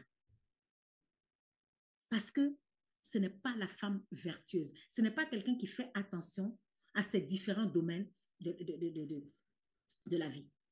Donc, il y a un passage, le verset 23 qui dit « Son mari est considéré aux portes lorsqu'il siège avec les anciens du pays. » Donc, par ta conduite vertueuse, ton mari sera considéré aux portes. Même tes enfants seront considérés aux portes. Parce que quand on voit l'aspect de tes enfants, ils sont propres, ils sont soignés. Quand tes enfants, les gens, ils ont une bonne conduite, c'est là que tu vas recevoir les louanges. C'est là qu'on voit que tous les aspects de ta vie sont alignés. Je vais m'arrêter là parce que, comme j'ai dit, c'est important qu'on puisse maintenant échanger, qu'on pose des questions. Amen. Vous pouvez, Amen. Oui, vous pouvez ouvrir les micros. Hein, pour que... Merci, merci. Okay. Amen. Qu'est-ce que vous pensez de tout ce qui a été dit? Qu'est-ce qu'il y a? S'il y a des questions, des réflexions, est-ce que quelqu'un me veut ajouter quelque chose? Mes sœurs, est-ce que quelqu'un veut ajouter quelque chose à cela? Ah, moi, j'ai trouvé ça très bien. C'est exactement c'est ce qu'il faut dans la vie. Oui, parce que moi, j'étais avant, je m'occupais des enfants. Non, c'est exactement ça parce que moi, avant, j'ai été assistante maternelle, j'ai gardé des enfants et c'est l'organisation. C'est vraiment l'organisation. Tout ce qui a été dit, c'est exactement ça. C'est exactement ça. C'est surtout quand on s'occupe des enfants, il faut savoir telle heure. Tout a été dit, c'est exactement ça. Je me vois dedans. Je me suis vue dedans. Amen. Oui. Mm. Les sœurs, c'est notre temps. Hein? Oui. On a demandé ce temps-là. Oui. Je voudrais que tout le monde participe, que tout le monde. Oui. C'est important. Mhm. Je sais pas, on m'entend? C'est Chantal. Oui, Chantal, on t'entend. Oui. Moi, je peux parler de mes enfants parce que ils ont 22 ans et 24 ans et je vois maintenant, je suis vraiment, tout ce qui a été dit, ça m'a fait du bien, ça m'a encouragée parce que je vois la récompense que j'ai par rapport avec eux parce que mon fils, il y en a un qui est en Amérique et à chaque fois, il me dit, maman, tu me manques, maman, je t'aime. À chaque fois, même mon fils qui est là à 3, on se voit, on se fait des gros câlins. Et il me dit, maman, tu nous as bien élevés, tout ça. Et j'en vois la récompense parce ils ont un travail tous les deux. Et ils suivent le Seigneur tous les deux. J'en ai les larmes aux yeux. Et je rends gloire pour ça, quoi. Par rapport à mon mari aussi, je vois des choses, parce que lui, il me dit pas beaucoup, je t'aime, mais je le vois autrement, quoi. Il me fait beaucoup de choses, des petits mots d'amour, il m'achète toujours des petits trucs, il me fabrique des choses. Tout ça, ça m'a vraiment fait du bien et je rends gloire à Dieu pour tout cela, Seigneur. Je remercie le Seigneur pour cela. Vraiment, je me suis vue dans ce... Je suis pas parfaite dans tout ce qui a été dit, hein, mais il y a pas mal de choses que ça m'a fait vraiment, ça m'encourage à continuer, quoi. Amen. Amen. Alors, je Amen. voudrais dire quelque chose avant d'insister sur quelque chose. Les épreuves aussi font partie de notre marche chrétienne, hein. Mm. On peut avoir tout fait comme il faut, en tout cas suffisamment comme il faut parce qu'on est humain. Personne n'a jamais... Vous savez, le rôle de parent, ce n'est pas quelque chose qu'on apprend dans une école. On n'est pas Exactement, oui. parent, on se retrouve dedans et on expérimente au fur et à mesure. Donc, en tant que parent, on a fait des erreurs, on a fait beaucoup d'erreurs. Et même, il y a les épreuves parce que l'ennemi aussi attaque les familles pour nous ébranler. Donc, il y a des enfants avec qui c'est difficile. Ça ne veut pas dire qu'on est des mauvais parents. Ça ne veut pas dire qu'on n'a pas été des femmes vertueuses. C'est un temps d'épreuve du Seigneur pour préparer un témoignage. J'insiste sur ça pour ne pas que qui que ce soit se culpabilise. Oui, Parce que moi, exactement. personnellement, ceux qui me connaissent savent que j'ai des situations difficiles avec certains de mes enfants. Voilà. Oui, Donc ça oui. aussi, c'est un temps, mais ce qu'on a sémé en eux va produire Amen. ses effets, mais il y a l'épreuve de l'ennemi où le Seigneur va glorifier son nom. Donc, j'ai Amen. sur ça. Exactement, oui. Ce que je voudrais dire aussi, quand j'ai eu mon fils Thomas, le premier, j'avais 42 ans. Et à cette époque-là, je travaillais aux Andouillettes de Troyes, donc je me levais à 3 heures du matin, parce que je commençais à 5 heures du matin, et je commençais à 5 heures. Et il faut savoir des fois faire un choix, parce que je savais très bien que si je continuais à travailler, je ne pourrais pas assumer. Parce que me lever à 4 heures du matin, rentrer à la maison, il y a tout le reste à faire, il y a aussi servir le Seigneur, mais il y a nos enfants en priorité. Et je savais très bien que je ne tiendrais pas le coup. Et j'ai pris, avec mon mari, on a pris la décision que j'arrête de travailler. Et bon, ça n'a pas été facile tous les jours financièrement, mais maintenant, c'est pour ça que ce que je viens de dire tout à l'heure, j'en vois j'en ai la récompense parce que je vois que on a pu les élever parce que j'ai arrêté de travailler, quoi. Et j'en ai la récompense maintenant. Mais Amen. et pour tout le monde, c'est pas pareil. Chacun voit dans sa famille, quoi. Mais des fois, il faut savoir faire un choix, arrêter quelque chose pour nos familles. Oui. Mm. Ma sœur Doussou, tu voudrais nous dire quelque chose? On a besoin de ton expérience. Non? Donc, c'est une femme d'expérience aussi. Non, non, c'était vraiment très bien. Ce que tu as dit était très, très bien. On s'est tous sentis. Voilà, donc, moi, franchement, dit, ça m'a beaucoup, vraiment, ça m'a fait du bien, beaucoup de bien. Ça m'a fait réfléchir jusqu'à présent. Et puis, bon, ça m'a donné aussi beaucoup de conseils. Je tiens vraiment à te remercier. C'était vraiment bien. Merci beaucoup. Mais écoute, c'est un peu pareil, hein. C'est un peu pareil. On est tous un peu pareil, hein. Des fois, on pense bien faire, on ne fait pas bien. Et puis, bon, ben, là, vraiment, tu as su vraiment nous parler, quoi. Vraiment, moi, ça m'a beaucoup touché. Et puis, je me suis mise un peu moi-même aussi en recul, quoi. Parce que quand je vois ce que j'ai fait, je me dis, bon, mais bon, c'est comme ça, c'est la vie aussi, hein. On ne connaît pas tout. On ne peut pas tout comme on veut, quoi. Il faut aussi suivre la parole de Dieu, conduire et puis être sûr que les enfants, quand on leur parle, quoi, quand ils sont là gentils avec nous, ne pas croire que c'est toujours la vérité, quoi. Parce que souvent, ils nous trompent. Nous, on fait confiance. Et puis, bon, quelques temps après, bon, quand il y a des problèmes, on se rend compte qu'on a été complètement, on s'est laissé aller, quoi. On n'a pas cherché, on est un peu perdu soi, on s'est dit qu'on s'est laissé aller, on pouvait faire mieux. Voilà, des trucs comme ça, c'est ça. Voilà, c'est tout ce que je peux dire. En tout cas, je te félicite, quoi, pour ce message qui m'a vraiment, vraiment touché. Merci. C'est au Seigneur qu'on rend gloire parce qu'on a tellement appris de nos erreurs, parce que chacun de nous en a fait. Mais ce qui est merveilleux, c'est que notre Dieu est le réparateur de brèches. Il est le réparateur de brèches. Il est là pour corriger nos erreurs. Moi, je voulais juste dire quelque chose qu'on sait déjà. C'est vrai que nous, on a fait la démarche de suivre le Seigneur. Le Seigneur nous permet de rentrer dans le mariage à un moment et d'avoir des enfants à un autre moment. Et ce qui se passe, c'est que nos enfants, c'est vrai qu'on aime le Seigneur, on est zélé, on est engagé, mais parfois on oublie que nos enfants, ils arrivent par notre canal, mais ils ne sont pas convertis au moment où ils naissent. On les élève, on essaie de les enseigner, on essaie de leur inculquer les voies comme on peut, mais nos enfants ne sont pas forcément convertis. À un moment, il arrive qu'ils font le choix de suivre le Seigneur. Mais souvent, on est choqué un petit peu de voir certains comportements qu'ils peuvent avoir. Ça arrive. Des fois, tu es là, tu dis, mais attends, l'enfant, je ne lui ai jamais appris ça. Comment est-ce qu'il fait ça? Je ne lui ai jamais montré ça. Comment il fait ça? Ou comment il parle comme ça? Mais, et ce sont des âmes aussi à gagner. Et parfois, c'est des choses que on peut avoir tendance à oublier. Enfin, je le dis même pour moi-même, parce que les miens, il y a des grands, il y a des petits. Mais même les enfants, tu es là, c'est vrai, on leur donne à manger, on est là, on les emmène à l'école, il y a le train-train de la vie quotidienne. Et on se dit, ben, ils nous entendent parler du Seigneur, mais ils ne sont pas forcément convertis.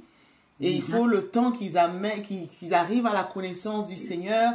Et oui, on peut faire des erreurs, parfois on peut être trop dur, parfois on peut être trop laxiste. Ce qui fonctionne avec un enfant ne fonctionne pas forcément avec un autre. Et on n'a pas forcément le mode d'emploi. Et par rapport à ce que mon mari et toi a dit, moi, il y a quelque chose qui m'interpelle, qui m'a beaucoup interpellée. C'est vraiment le côté équilibre, être en phase. Il y a l'aspect spirituel, parce que oui, on est des personnes qui aimons le Seigneur, on prie, oui. Mais il y a l'aspect aussi pratique. Donc, on est des êtres spirituels, mais on est sur cette terre. Et sur cette terre aussi, ça demande certaines choses. Donc oui, ça demande de l'organisation, ça demande de la persévérance, ça demande un témoignage, ça demande des choses. Donc, c'est pas que le parler en langue qui fait tout. Et on apprend, on est en apprentissage. Et le fait de dire « je suis enfant de Dieu », bah, c'est bien. Mais maintenant, derrière, il faut les fruits qui vont avec et c'est pas facile. Donc, même là où on a du mal, qu'on ne se décourage pas et qu'on avance. Et autre chose que mon mari, toi, dit aussi, c'est que des fois, il y a des épreuves et des saisons. Des fois, on peut avoir fait, on s'accroche, on essaie de faire les choses bien. Bah, des fois, ça peut être l'épine qui est là ou bien l'épreuve qui est là. Mais il faut pas se décourager. Il faut continuer à avancer. Et ça ne fait pas de nous des mauvais enfants de Dieu, des mauvaises femmes. Mais c'est juste que c'est des défis et des challenges et on baisse pas les bras, on avance et on continue à se dire mais telle sœur a fait ça, comment est-ce qu'elle a réussi? Toi, je vois que bah, dans ce domaine-là, tu avances, donne-moi un conseil et soutiens-moi dans la prière et on se donne la main et on avance. Donc moi, c'est ce que je voulais dire et je bénis le Seigneur vraiment pour tout ce qui a été dit. Amen. Amen. Amen. Amen. Quelqu'un d'autre? Ma soeur Balkissa, t'es où? Juste à côté. Tu dors. On dit elle doit veiller, elle dort Non, pas. j'écoute. J'écoute. Non, je bénis le Seigneur. Je rends grâce à Dieu pour tout ce qui a été dit. Hein. Ouais. Et c'est vraiment des conseils qu'on aurait voulu avoir tout de suite avant de rentrer dans le mariage, avant de commencer à avoir les enfants. Mais bon, comme on dit, il n'est jamais trop tard. On apprend tous les jours. Et je rends grâce au Seigneur. Des fois, quand je lis la parole de Dieu dans Proverbes, je me dis, est-ce que cette femme, elle existe vraiment? C'est toi, ma chérie. Elle m'a dit, c'est pas la femme du 18e siècle ou je sais pas quel siècle, mais Non, la vie a c'est pas changé, la vie évident. a trop changé maintenant, c'est trop Ah difficile oui, quand maintenant. on dit ça, on dit, bah, dis donc, si je dois être comme cette femme, je baisse les armes, hein, je baisse les pas tout de suite parce que c'est... Mais bon, avec la grâce du Seigneur, on y arrive. Oui. Et j'ai bien aimé aussi par rapport au savoir-vivre, au savoir-être. Et c'est vrai qu'il y a le côté spirituel et comme elle disait aussi Geneviève, il y a ce côté pratique et des fois vraiment il y a un manquement par rapport à ça. Même ce matin, on parlait encore avec Samuel par rapport justement par rapport au savoir-être et le savoir-vivre même au sein de l'Église. On peut être porteuse, je pense que quelqu'un l'avait dit tout à l'heure, porteuse de vie avec notre façon de parler à une sœur ou à un frère.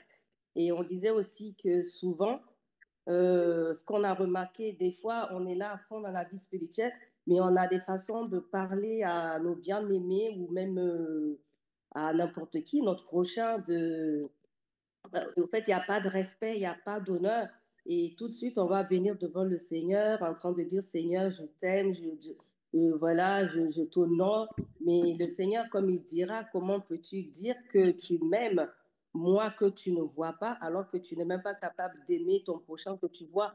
Donc, c'est pareil par rapport au respect, par rapport au honneur et par rapport à tout ça, au fait. Donc, tout ce que vous avez dit, c'est comme la continuité de ce qu'on a commencé à dire ce matin. Et vraiment, ça m'enseigne, je rends grâce au Seigneur. Et c'est vraiment important. Il y a le côté spirituel, mais le savoir-être aussi, c'est hyper important aussi dans notre vie de tous les jours. Parce que des fois, on veut montrer notre vie spirituelle, mais la vie physique de tous les jours, c'est ce que les gens veulent voir d'abord, notre comportement, avant de s'intéresser à qui on est vraiment, quoi, à ce qui nous pousse à être vraiment ces personnes-là. Amen, amen, amen. Ma soeur, toi, tu as un commentaire à faire. On veut t'écouter. Oui, bon, bonjour à tous, à toutes, ouais. Vous m'entendez? Oui, on t'entend. Ah, ok, super. Non, en tout cas, maman, moi, j'ai été beaucoup bénie par ce message, hein, parce que quelque part, cette dernière semaine, c'est comme si je vivais un peu ce passage de Proverbe, en tout cas, qui dit la femme sage bâtit sa maison. En tout cas, je pense l'avoir un peu vécu comme ça. Et tout, donc voilà, j'ai été beaucoup bénie, et voilà. En tout cas, c'est un très bon enseignement. J'en tire une belle leçon encore aujourd'hui. Mais sinon, je pense l'avoir un peu expérimenté avec le Seigneur. Donc, toute la gloire lui soit rendue. Que le message d'aujourd'hui soit porté là-dessus. Tout le monde va parler, hein. Evelyne, on ne t'a pas entendu encore, hein? C'est ça que tu ne peux pas échapper. Oh là là là là là là. Ben, excusez-moi, hein, je suis en train de faire les cheveux aux Oui, enfants. ben, c'est avec tes mains que tu fais les cheveux, comme tu es polyvalente. Tu es hyper polyvalente. Ouais. Oui, oui, franchement, quel enseignement riche. Et je rends grâce à Dieu, vraiment, c'est toujours enrichissant. Et c'est comme si on écoute la parole, c'est comme si le Seigneur rajoute encore à des choses qu'il nous a déjà révélées. Et moi, quand tu enseignais, la pensée qui me venait, c'était par rapport à Néhémie. Néhémie qui est bâti, rebâti, là où il y avait la destruction. Et moi, je veux dire à mes bien-aimés, même si on n'a pas eu ces enseignements-là quand on est rentré dans le mariage, même s'il y a eu des choses, le Seigneur est celui qui nous donne quand même les âmes comme Néhémie pour rebâtir. Vraiment. On a tout ce qu'il faut pour rebâtir parce que ces enfants qu'il nous a donnés, ce sont des âmes qu'il veut gagner. Moi, si pour ma part, mes parents ne connaissaient pas le Seigneur. Et donc, je me dis, si maintenant nous, on est dans le Seigneur, encore plus forte raison, il veut vraiment que nous et notre maison, nous puissions le servir. Donc, il n'est jamais tard pour mieux faire avec le Seigneur, c'est possible. Et tu vois l'équilibre qu'on a vu dans un moment donné, ils étaient, Némi et ses compagnons, ils étaient en train de travailler et ils s'occupaient que d'un côté du travail. Et la Bible dit qu'arrivé à un moment, ils se sont dit non, même en bâtissant, il faille quand même garder nos âmes à la main. Donc, ils tenaient les âmes d'une main et ils combattaient et ils bâtissaient d'une autre main. Ça ramène vraiment l'équilibre que la femme vertueuse, elle avait dans son cœur. Elle se disait, en fait, quand tu parlais, vraiment, la pensée qui me venait, c'est-à-dire que si le Seigneur a appelé la femme là, la femme vertueuse, la femme sage qui bâtit la maison, ce que tu bâtis vraiment avec force, avec détermination, ce que tu as construit, tu ne laisseras personne venir facilement percer, tu vois. Alors que ce qu'on a construit, qu'on t'a donné, tu vois, tu n'as pas saigné, tu n'as pas transpiré pour le bâtir. Donc, du coup, tu peux facilement le laisser aller en vrille comme ça, tu vois. Donc, il nous appelle vraiment à être ces femmes qui bâtissent avec lui, parce que l'on se trompe pas. Hein. Dans ce bas monde, on voit très bien que quand il y a un problème dans le foyer, facilement, l'homme peut déguerpir. Mais la femme, étant donné qu'elle a eu les entrailles, qu'elle a porté, c'est elle qui reste quand même, tu vois.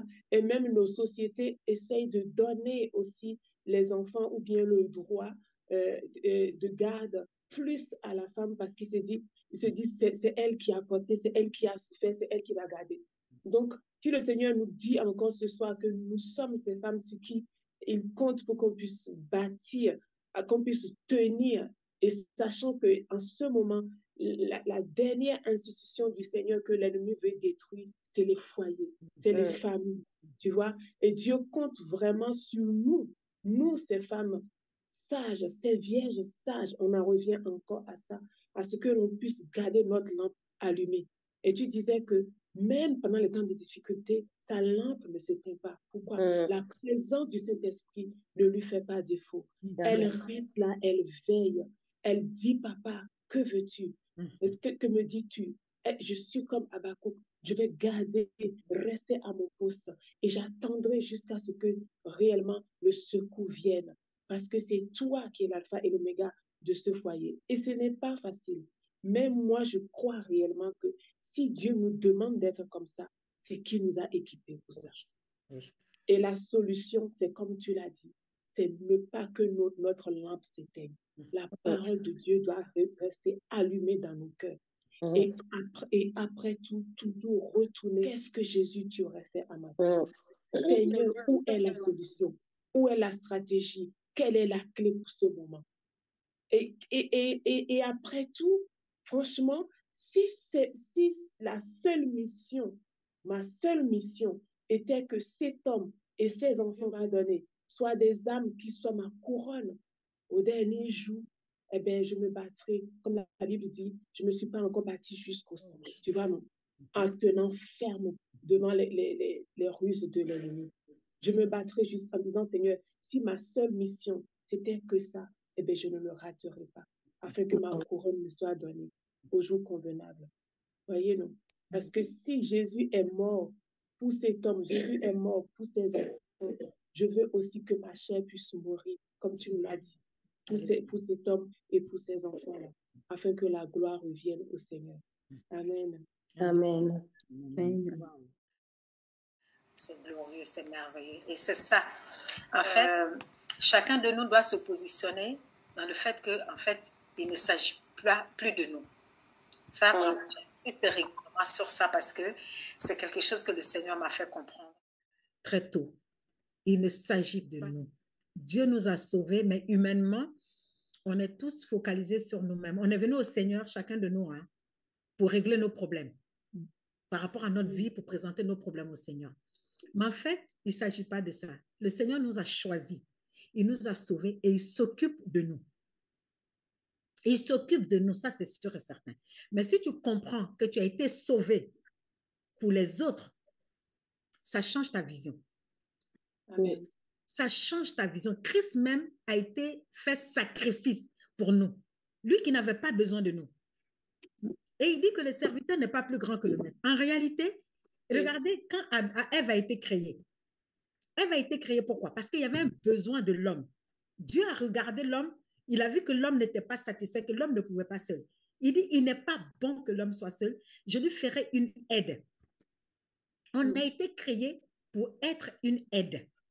Une aide pour l'homme et par ricochet, une aide pour l'humanité. La femme a été créée pour être une aide pour l'humanité. Amen. Et comme on est là, on se préoccupe de nous-mêmes, c'est qui est humain. Humainement, je veux ma satisfaction, c'est utile. Mais quand tu es totalement dans le plan de Dieu, je t'assure que Dieu satisfait ton âme. Il t'envoie la satisfaction dont tu as besoin. Amen. Il t'envoie la satisfaction dont tu as besoin. Personnellement, vous toutes qui me connaissez, vous savez que je suis seule. Étant seule, c'est pas facile. Tu as envie qu'on se prenne soin de toi, qu'on s'occupe de toi et tout. Ça manque souvent, c'est difficile. Souvent, j'ai envie de gémir dans mon âme et tout. Mais le Seigneur me fait tellement comprendre que je dois tellement chercher ma satisfaction en lui qu'il sait m'apporter la satisfaction là où c'est nécessaire. Là où quelqu'un doit m'apporter une satisfaction, s'il ne m'apporte pas, Dieu suscite quelqu'un d'autre pour m'apporter. Parce que je suis focalisée sur le Seigneur.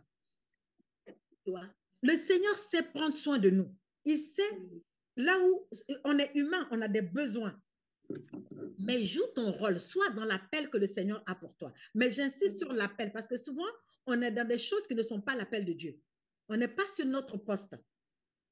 Et quand tu n'es pas à ton poste, là aussi, c'est un problème. D'où l'importance de rechercher vraiment quel est mon poste à ce temps précis, dans cette saison. Si je suis à mon poste, en train de faire ce pourquoi Dieu, à quoi Dieu m'appelle, il va m'apporter la satisfaction. Vraiment, ça aussi, c'est important et c'est un aspect important. Et le Seigneur saura s'occuper de nous. Obéir, l'obéissance. Et l'obéissance déclenche, l'exaucement déclenche le miracle. L'obéissance, ça déclenche le miracle. Que le Seigneur nous donne cette obéissance-là. Alors, qui n'a pas parlé? Je crois que Félicia n'a pas parlé. Félicia, c'est à toi. À toi, sister. Marie-Mona, il faut te préparer aussi. Yeah. Bonjour à toutes. Bonjour. Du coup, moi, ce qui m'a beaucoup interpellée, ça a été le verset La femme sage bâtit sa maison. C'est vrai que je médite dessus depuis plusieurs mois. Et je posais la question à Dieu, pourquoi c'est toujours la femme qui doit bâtir? Pourquoi c'est toujours la femme qui doit faire les choses? Sachant que moi, je suis à la porte de mes 30 ans. Donc, le mois prochain, je vais avoir 30 ans. Et moi, je n'ai pas encore d'enfant. Et je me dis, mais Seigneur, pourquoi toujours la femme? C'est elle qui doit tout faire, on doit tout supporter. Et, et du coup, comme maman Evelyne, elle l'a dit, en fait, Dieu nous a équipés pour ça. Et je regardais également le verset dans 1 Pierre 3 qui disait que, en fait, notre comportement de femme pouvait sauver des âmes, en fait, notamment celle de notre mari, de notre futur mari. Et c'est là que je me suis dit, en fait, notre caractère, il doit vraiment être façonné. Et tout ce que vous avez partagé, ça m'a beaucoup parlé. Et c'est vrai qu'en fait, il y a le côté esprit, le côté prière, voilà, femme de prière, mais il y a aussi vraiment le côté caractère où on doit être un témoin, en fait, tous les jours pour tout simplement gagner des âmes par notre manière de faire, par notre manière d'être. Et ça m'a vraiment encouragée. Et le fait de savoir qu'on a été équipé pour répondre aux besoins et d'être cette femme-là, ça me rassure aussi. Amen. Amen. Marie-Mona, c'est à toi.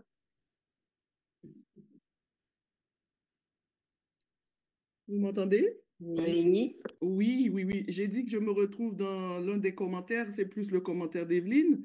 Je me retrouve dans tous les commentaires, mais il y a une phrase qu'elle a dit, en fait, le mari et les enfants que Dieu nous a donnés. Et en fait, il faut se battre jusqu'au bout. Amen. À la mesure que Dieu nous donne, c'est le seul bien que Dieu nous a donné sur terre. Donc, il faut se battre jusqu'au bout. Parce que la femme, vous avez dit aussi, on a été tiré de l'homme, en fait, pour être le soutien de l'homme. Donc, on est le pilier de notre maison. Et Dieu, franchement, sans la force de Dieu, sans la sagesse de Dieu, on n'arriverait pas. Parce que tous les jours, c'est pas facile, c'est pas toujours facile. Et on rencontre des difficultés, mais Dieu, il intervient toujours et par rapport à tout ça. Alors, est-ce que ma sœur Réunie avait parlé? Si, non, c'est vrai que j'ai parlé en premier. Oui. Et c'est vrai, moi, je suis chrétienne depuis, ça va faire 6 ans maintenant.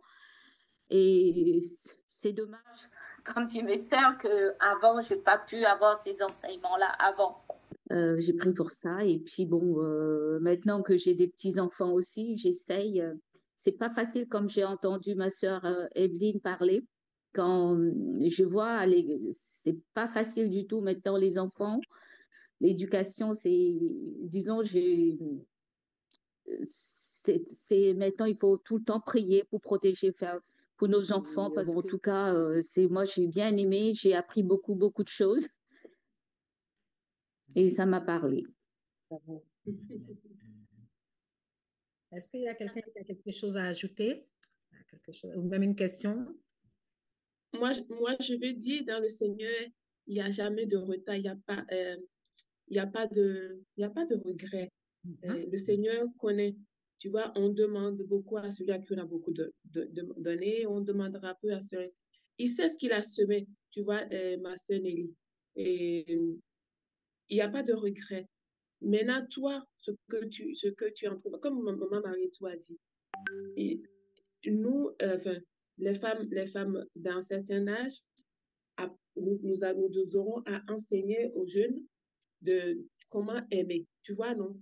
C'est comme si le Seigneur nous donne toujours une chance, et encore une chance, et encore une chance.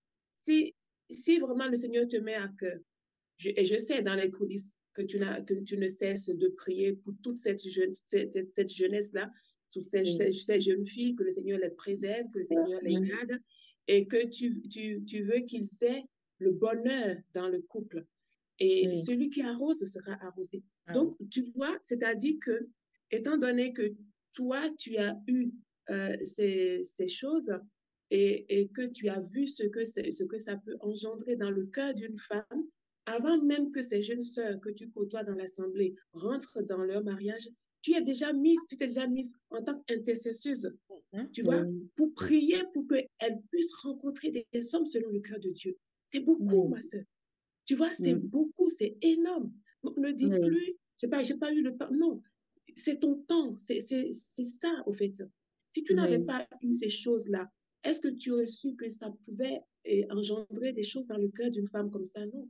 Tu vois? Donc, la consolation dont le Seigneur te console, tu vas pouvoir consoler d'autres femmes. Tu vas pouvoir les enseigner, les instruire, les conseiller, leur donner vraiment, de par les expériences que tu as eues, des belles choses. Tu vois? Et dans le Seigneur, il n'y a pas d'âge. Ah non. Le Seigneur est bon pour tous, en tout moment. Moi, je dis, s'il a réussi avec Sarah, en tout cas, il y a du potentiel encore. Le Seigneur a tellement de tout dans son sac. Il n'a pas fini. Tu vois, non? Donc, c'est bon. On est ensemble, ma sœur. On est ensemble. Il y a Geneviève qui voulait dire quelque chose. Vraiment, j'étais vraiment très interpellée par le fait que la création de la femme, c'est vrai qu'on le sait, hein, mais le fait quand tu parlais, ça refaisait écho en moi, parce que c'est vrai que la femme a été créée de manière particulière, et notamment pour répondre à un besoin. Et on sait que dans le monde, généralement, même quand on a beaucoup regardé, quand on était enfant, l'histoire des princes charmants et de la princesse, tout ça, là, on s'attend à ce que, on est là et on attend le prince charmant qui va venir répondre voilà, venir faire battre nos cœurs, répondre à notre demande, et toujours là pour nous protéger, voilà, il y a ce côté idéal. Donc, quand on se marie, on se dit, oui, voilà, en plus, l'homme est le chef de la femme, donc c'est celui qui va me protéger. Dès qu'il y a un problème, il est là, t'inquiète pas, je m'occupe de tout. Donc, toi, tu es là, tu t'attends à être chouchouté, à être mis sur le pied d'égalité. Voilà, quoi. Être comme une fleur. Donc, dès qu'il y a un truc, on dit, ils te porteront pour que tes pieds ne heurtent pas. Donc, c'est lui maintenant qui va te porter. Tu vas être là, tu es bien, quoi, chouchouté. Même les films qu'on regarde, c'est ce qu'on te montre, le mari, l'homme qui est là et tout, il met sa femme vraiment. Et quand tu rentres dans le mariage, bah, tu as ce côté-là où tu as des attentes. Or, tu as été créé pour répondre à un besoin. Mais toi, tu attends déjà qu'on réponde à ton besoin. Donc, du coup, il peut y avoir un gros sentiment de frustration parce que tu te dis, mais attends, tu es là pour moi. Mais au fait, je suis là pour lui. C'est vrai qu'il doit être là pour moi. Mais, quand on regarde, je suis là pour répondre aussi à son besoin. Donc, si dans ma tête, je suis là avec la mentalité de oui, le prince charmant, il doit être là, mon cœur va être tellement... Voilà, parce que cette femme vertueuse qu'on regarde, elle a tout fait, mais à aucun moment il est dit que c'est elle qui était en attente. Elle donne. Et la parole qui dit donner sans rien attendre en retour, il faut déjà se donner complètement. Et franchement, en tant que femme, on a du mal. Parce que tu es là quand tu as fait, après tu vois que ben, la machine là n'est pas réparée, la chaussette là elle traîne par là, les enfants ils ont fait ceci. Et puis tu te rends compte que dans la réalité, ben, l'enfant va être là, va penser à ses besoins. L'autre va être là, il va penser à ses besoins. Le mari aussi va penser à ses besoins. Or, toi, en tant que femme, c'est comme si tu es là pour faire le tampon avec tous les besoins. Et quand tu es là, souvent, tu peux être un peu frustré en te disant, mais qui répond réellement à mes besoins? Mais en gardant tes yeux fixés sur le Seigneur, quand tu vas répondre, ben, finalement, ils vont commencer à te louer. Ils vont commencer à voir, au fait, et ils vont voir que sans toi, leur vie n'a pas la même saveur. Et c'est pas au quotidien, en fait, si cette mentalité, on n'est pas préparé pour ça, on est vite frustré. Et c'est humain. Mais le côté, justement, qui nous ramène toujours à la parole, du coup, on se dit, ben, Seigneur, on regarde à toi. Et un autre aspect aussi par rapport à la sagesse.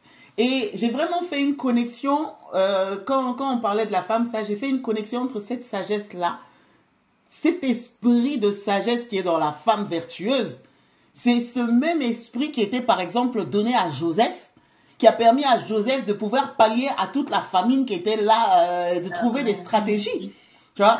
Parce que cette sagesse-là, normalement, elle doit être dans la femme. Donc, ça t'apprend à organiser. De la même manière dont Joseph a eu la sagesse d'avoir cette stratégie, de pouvoir mettre tout un peuple, toute une nation à l'abri, au point où il y a d'autres peuples qui venaient même pour trouver du refuge en Égypte. Cette même sagesse est censée être dans la femme vertueuse. Ce qui fait que ta maison, là, quels que soient les vents et tout, tu as déjà... Donc, le fin là, c'est quand il fait chaud. Et les vêtements de peau, c'est quand il fait froid. En toute saison, tu as pu mettre en place des choses. J'ai dit, ah ouais, Seigneur, aide-nous. Parce que souvent, on est là, parce que quand tu comprends mal, tu attends que l'homme, il fasse quand même les 90 des trucs avec toi. Tu es censé être là pour l'aider. Tu vois? Même souvent, on dit, oui, mais je suis là pour t'aider. Donc, c'est toi le principal, je suis là. Mais je fais ce que je peux. Et comme le Seigneur m'a beaucoup donné, donc, il faut que vraiment je donne de la capacité que Dieu me donne sans forcément être aigri derrière quelqu'un en disant, tu n'as pas fait assez. Alléluia. Amen. Je bénis vraiment le Seigneur pour cette intervention. Geneviève et moi, se comprend. Amen. Mon âme, le Seigneur, pour cette intervention. Amen. Vous savez, dans Genèse, effectivement, quand le Seigneur a parlé de la création, vous remarquerez que le Seigneur a endormi Adam pour créer Ève. Il a endormi. En fait, il n'a pas permis que Adam participe ou voit même la création de Ève. Le Seigneur aurait pu laisser Adam en éveil. On n'avait jamais endormi une personne, il n'y avait pas eu d'anesthésie sur la terre. Le Seigneur a endormi Adam. Parce que pendant la création, là, il y a eu un secret, une communication entre Dieu et Ève. Dieu a communiqué des choses à Ève que Adam ne connaît pas. Par rapport au travail d'aide qu'il voulait qu'elle accomplisse. C'est pour cela que vous voyez, la femme a une intuition plus développée que l'homme. C'est la femme qui va voir très vite. Dans la maison, un enfant a quelque chose, c'est la femme qui va détecter. Le mari va dire, mais quoi? Non, mais non. L'enfant même est malade, il commence à avoir des symptômes, le père ne va même pas voir. Ah oui. Dans les relations, dans vos relations, la femme, tout de suite, elle va détecter que cet ami-là, il est dangereux. Tel frère, non, je ne veux pas. Dans la lui, il voit rien, il voit que du feu. Parce que le Seigneur a mis quelque chose dans la femme, mais secrètement, sans que l'homme ne soit au courant. Vous voyez? Et regardez, la femme, tout ce qu'elle est capable de faire. Donc, il lui a communiqué aussi un équipement, des talents, comme disait la sœur Evelyne, que l'homme ne connaît pas, que l'homme ne peut pas avoir. Il sait qu'elle est capable de faire ça. Vous savez, les hommes ne savent pas faire 2 ou 3 choses à la fois. Et remarquez bien, l'homme le plus intelligent, il ne savent pas faire 2 ou 3 choses à la fois. Mais la femme, elle peut, elle engage 3 chantiers, 4 chantiers à la fois, sans problème. Un homme, tu lui laisses le bébé, il a gardé le bébé, là, il a la fin de sa vie. Il a la fin de... C'est pour ça que quand il fait quelque chose, il crie sur tous les temps. Oui, mais moi, j'ai fait la cuisine. C'est un événement pour lui. Alors que toi, tu fais la cuisine tous les jours. Ce n'est même pas un problème. Tu n'en parles même pas parce que ça fait tellement partie de la normalité. Parce que Dieu a voulu comme ça. C'est pour cela que c'est cette définition de la sagesse qui dit, c'est celle qui a la compréhension et la révélation de son rôle. Il faut que nous ayons la compréhension et la révélation de notre rôle. Ça va éviter les combats et les conflits parce que je n'attends rien de l'autre. Moi, je suis dans mon couloir. Je sais que je dois faire ça. Il m'apporte son aide, gloire à Dieu. Je souhaite effectivement, il peut m'aider, mais je sais que la responsabilité me confie. C'est moi qui dois faire le maximum. Et je le fais et je m'organise pour être disponible, pour être en capacité de le faire. Donc, je n'attends rien. Si j'ai de l'aide, c'est un bonus. Sinon, ce n'est pas grave. Mais tu vas être épanoui. C'est là qu'on va être épanoui. Parce que ça va éviter plein de conflits parce que c'est à ça qu'on a été appelé. Tu vois? Et l'homme, quand il sait qu'il peut compter sur la femme qui a cette provision et tout, oh ben, il est confiant. Et c'est en cela qu'on dit, elle lui fait du bien et elle ne lui fait pas du mal parce que tu es là pour lui faire du bien. C'est toi qui es là pour faire du bien aux enfants. C'est toi qui es là pour faire du bien même à la famille. C'est incroyable. Quand on comprend ça, on est libéré, on est détendu, on n'a plus de stress, et puis on s'assoit, puis on réfléchit, bon, comment je m'organise? Moi, j'ai 10 chantiers, et puis je fais ce que j'ai à faire. Je ne m'occupe de personne. Et j'avance dans mon couloir. Et c'est le Seigneur qui va m'envoyer la récompense, la consolation. Il va m'envoyer. J'ai entendu une dame à l'époque, au début de ma conversion, il y a plus de 30 années, une Européenne, qui enseignait sur les femmes, et elle a dit quelque chose qui m'est resté dans la tête jusqu'à aujourd'hui. Elle dit en fait, on ne se marie pas pour être heureux. C'est une révélation choquante, révolutionnaire. Elle dit qu'on ne se marie pas en tant que femme pour être heureuse. On se marie pour rendre l'autre heureux. Si tu as compris ça, tu as tout compris. Parce qu'en fait, nous les femmes, on n'imagine pas à quel point on est forte. La femme est décrite comme le sexe faible. Mais c'est faux. En réalité, la femme, c'est le sexe fort. Parce que tout ce que nous pouvons endurer, regardez la grossesse et l'accouchement. Dites-moi, vous croyez que c'est par hasard que le Seigneur a donné ça à la femme? Un homme, une petite douleur, mais il est fou, il devient dingue. Mais toi, la femme, tu peux supporter ça. Parce qu'au moment où Dieu t'a créé, entre vous deux, là, il t'a mis des capacités inimaginables. Et on a été créé pour la mission de l'homme.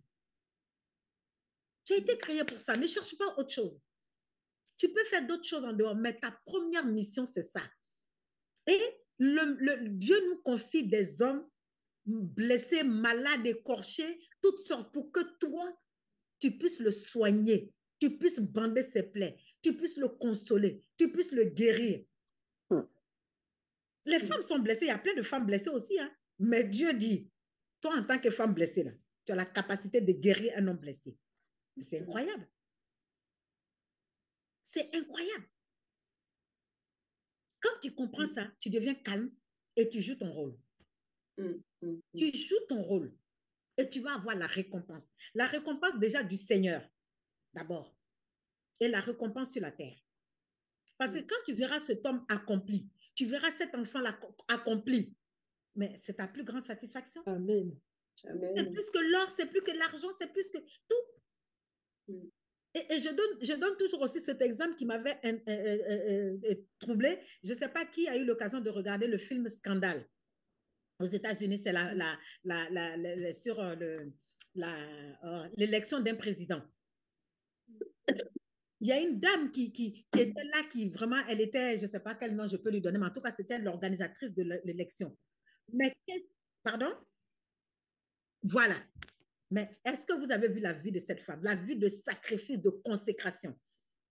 Le seul but de sa vie, c'était l'élection de ce président. Qu'est-ce qu'elle a été capable de faire? Les trafics, les tricheries, comme on dit, le nettoyage qu'elle faisait derrière. Si on peut être si consacré pour des choses du monde, en tant que femme, voilà le rôle que Dieu nous a donné. C'est l'élection de ton mari, l'élection de tes enfants. Il ne s'agit pas de toi. Il ne s'agit pas de nous. C'est un rôle ingrat, je le reconnais, j'en subis les conséquences ici tous les jours. C'est un rôle ingrat où on va t'accuser de tout, où on va te rejeter, alors que toi, tu es descendu jusque dans la boue pour eux. Mais n'attends pas ta récompense d'aucun d'eux. Attends ta récompense du Seigneur. Amen. Attends ta récompense du Seigneur. Amen. Il va t'envoyer des récompenses que tu n'imagines pas. Et ne t'en fais pas. Ces gens-là, ils sont conscients de ce que tu fais pour eux. Ce n'est pas parce qu'ils ne le disent pas. Mais un jour, ils vont te regarder dans les yeux et te le dire. Mais toi, n'attends même pas qu'ils te le disent. Parce que tu sais que tu as été créé pour ça. Tu as été créé pour que chacun rentre dans sa destinée, rentre dans sa mission et retrousse tes manches. Oublie-toi et fais. Si tu le fais, la récompense que tu vas en tirer. Ah non, c'est une récompense éternelle. Éternelle. Éternelle. Quelle est la plus grande satisfaction pour une femme? C'est que ton mari réussisse là où il doit réussir. Que chacun de tes enfants réussisse là où ils doivent réussir. À part ça, qu'est-ce qui est important pour toi? Qu'on t'amène des fleurs tous les jours, qu'on t'amène le petit déjeuner au lit. Tu as pris ton petit déjeuner au lit, les croissants, tu as fini de manger. Tu es parti aux toilettes, c'est pas fini. Les fleurs qu'on t'offre là, ça va se faner. Les robes qu'on va t'offrir, ça va être démodé. Les bijoux. Oh, un jour, les voleurs même viennent, ils volent tous. Puis c'est parti. Mais Seigneur, la réussite de ses enfants, la satisfaction, le succès de l'homme et des enfants, c'est éternel. Amen. Dans ta descente, tu vas mourir, on va parler de toi. Yes. On va parler de toi. Les enfants, là même, quand je me souviens de ma mère. Regardez le témoignage c'est Étienne dans la parole. Quand on dit la foi de ta grand-mère. On parle même de la foi de sa grand-mère. Parce que la grand-mère a sémé quelque chose. Il est devenu ce serviteur. Ta mère Eunice, ta grand-mère. Vous imaginez? Nous voulons être des grand-mères dont les enfants diront un jour. Aujourd'hui, je suis chrétienne parce que ma grand-mère me parlait du Seigneur. Ma grand-mère m'a mené à l'église. C'est plus beau que tout ce que le monde peut nous offrir. Dites-nous, qu'est-ce que le monde peut nous offrir aujourd'hui? Vraiment, je prie que chaque femme saigne ses reins, retrouve ses manches et se positionne dans sa position. Amen. Amen. Positionnons-nous, soyons à notre poste. Amen. Les choses ne marchent pas souvent parce qu'on n'est pas à notre poste. On cherche toutes sortes de choses. Soyons à notre poste. Ces personnes écorchées, ces personnes malades, ces personnes blessées que Dieu nous a confiées, soyons à genoux pour eux. Non seulement à genoux, mais même physiquement. Être là, les soigner, nous occuper d'eux. Dans les petits détails, le Seigneur nous en sera reconnaissant. Le Seigneur nous en sera reconnaissant. Parce que la Bible dit quoi? Que le péché, ce n'est pas aller commettre l'adultère, c'est manquer le but. Si Dieu t'a créé pour t'asseoir simplement à la maison, prier pour un homme, prendre soin de cet homme, ses vêtements, sa nourriture, son bien-être, quand il rentre, bien l'accueillir, bien le recevoir, pour que cet homme-là retrouve l'équilibre et la consolation. Si tu n'as pas fait ça, quoi que ce soit que tu fasses dans la vie, c'est vain. Tu as raté le but. Parmi les enfants, il y a un qui va être particulièrement délicat. S'il n'avait pas cette mère, femme de prière, cet enfant-là échouerait. Mais parce que tu vas être là. en train de prier, en train d'intercéder, en train de le supporter, de l'aimer pour qu'il y arrive. C'est ça ta mission la plus importante. Si tu t'occupes à toute autre chose, tu as raté le but. Vraiment que chacune de nous se positionne. Qu'on se positionne. Tu es dans l'église. Oh, il y a une jeune sœur, il y a une femme qui va être rétablie, équilibrée, affermie par rapport à ta vie de femme vertueuse. Peut-être que tu ne seras pas en train de prêcher, en train de chanter, en train de modérer, en train de conduire des choses, hein. Mais simplement parce qu'elle te voit, comment elle approche de toi, tu lui donnes des petits conseils, tu l'aides, tu la soutiens. Grâce à toi, cette femme-là, cette fille va grandir, va devenir une femme vertueuse un jour. Tu as réussi ta mission. Tu as réussi ta mission. Ayons la révélation et la compréhension de notre appel.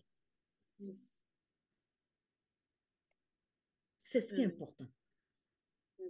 Je voudrais vraiment que nous prions maintenant pour chacune de nous, que le Seigneur nous éclaire, que le Seigneur nous aide, que le Seigneur nous positionne. Que nous... Marietou. Oui. J'ai un verset qui me vient à cœur, si Amen. on peut prier par rapport à ça. Okay. La Bible dit que celui qui trouve une femme trouve le bonheur. Amen. Et la deuxième partie dit c'est un don, c'est un cadeau qu'il reçoit de l'Éternel. Et un cadeau ne se refuse. Enfin, un cadeau, si je suis un cadeau pour quelqu'un, c'est pas moi qui ai choisi d'être un cadeau. C'est que c'est le donateur qui a trouvé en moi ce qui peut satisfaire cette personne et a fait de moi un don pour lui. Alléluia. Maintenant, ma prière, Seigneur, fais en sorte que je sois un bon cadeau pour lui. Amen. Que je sois le bonheur de cet homme. Et j'aurais rempli, comme tu dis, ma mission, mon but, l'objectif que tu avais fixé en me créant en tant que femme. Oh Jésus, nous allons toutes prier pour ça. Amen. Que chacun de nous soit un cadeau. Amen. Soit un cadeau là où Dieu nous a placés. Amen, amen. Mais le cadeau selon lui, pas selon nous. Chacune de nous, Dieu, il nous a positionnés. Il y en a ça auprès de Marie, il y en a ça auprès d'enfants, il y en a même c'est dans ta famille biologique, il y en a c'est dans l'église, au travail. Où tu t'as placé. Ça a été un don pour l'église de Dieu, hors Christ de Christ. Encore ce cadeau-là qui bénit. Alléluia, celle qui apporte la vie, Seigneur. C'est ce que je veux. Seigneur, les femmes qui ont entendu ce message aujourd'hui, c'est les femmes que toi-même tu as sélectionnées, elles qui l'entendent, papa. Seigneur, papa, si chacun, nous avons besoin de ça. Nous avons besoin de ton Nous avons besoin de ton aide. Seigneur, aide-nous. La femme que tu as fait à l'humanité même. L'humanité, Seigneur, que tu as fait un cadeau à la femme. Seigneur, nous voilà, voici, nous voulons être ce cadeau auprès des conjoints que tu nous as donnés, dans les familles où tu nous as placés, auprès des enfants que tu nous as confiés. Seigneur, au travail, partout où nous sommes. Seigneur, équipe chacun de nous. Ouvre nos yeux, ouvre notre entendement spirituel. Père, je prie que chacun ait la révélation, Seigneur, de la place que tu lui donnes, la révélation de son appel. Père, tu dis que c'est ta révélation qui est claire. Nous ne voulons pas être un peuple qui marche sans but, qui marche dans les ténèbres, Seigneur. Ouvre nos yeux. Nous voulons avoir la révélation de notre appel, de notre position, afin que chacun soit à son poste. Que chacun soit à son poste. Que chacun fasse ce pourquoi tu l'as appelé. Que chacun s'attelle à la tâche à la mission à laquelle tu l'as appelé. Pour être une source de bénédiction. Père, je prie pour ma vie. Je prie pour chacune de mes sœurs. Je prie pour chacune de nous, les femmes mariées, les femmes seules, les jeunes filles, les femmes âgées, chacune, Seigneur, équipe-nous encore. Équipe-nous, ouvre nos yeux, ouvre notre entendement spirituel. Donne-nous la force, sains nos reins. Là où on était découragés, redonne-nous du courage, redonne-nous de la bonne volonté. Redonne-nous de la bonne volonté. Seigneur, pour embrasser notre mission, donne-nous de la bonne volonté, Père. Aide chacun de nous, soutiens-nous, Papa. Soutiens-nous, Adonai. Soutiens-nous, Elohim. Soutiens-nous, Yehoshua. Fais-nous grâce, Papa. Fais-nous grâce, nous avons besoin de ton aide. Nous avons besoin de ta grâce. Seigneur, tu vois aussi, là où nos cœurs ont été blessés, parce que c'est une mission ingrate. C'est une mission qui demande tellement de sacrifices. Père, console nos cœurs. Père, console nos cœurs. Fortifie-nous, renouvelle-nous. Renouvelle-nous. Oui, Seigneur, repositionne-nous, papa. Repositionne-nous. Donne-nous de lever la tête. Donne-nous de nous redresser, Seigneur, et de continuer le combat, de continuer la lutte, de continuer la marche par la puissance du Saint-Esprit.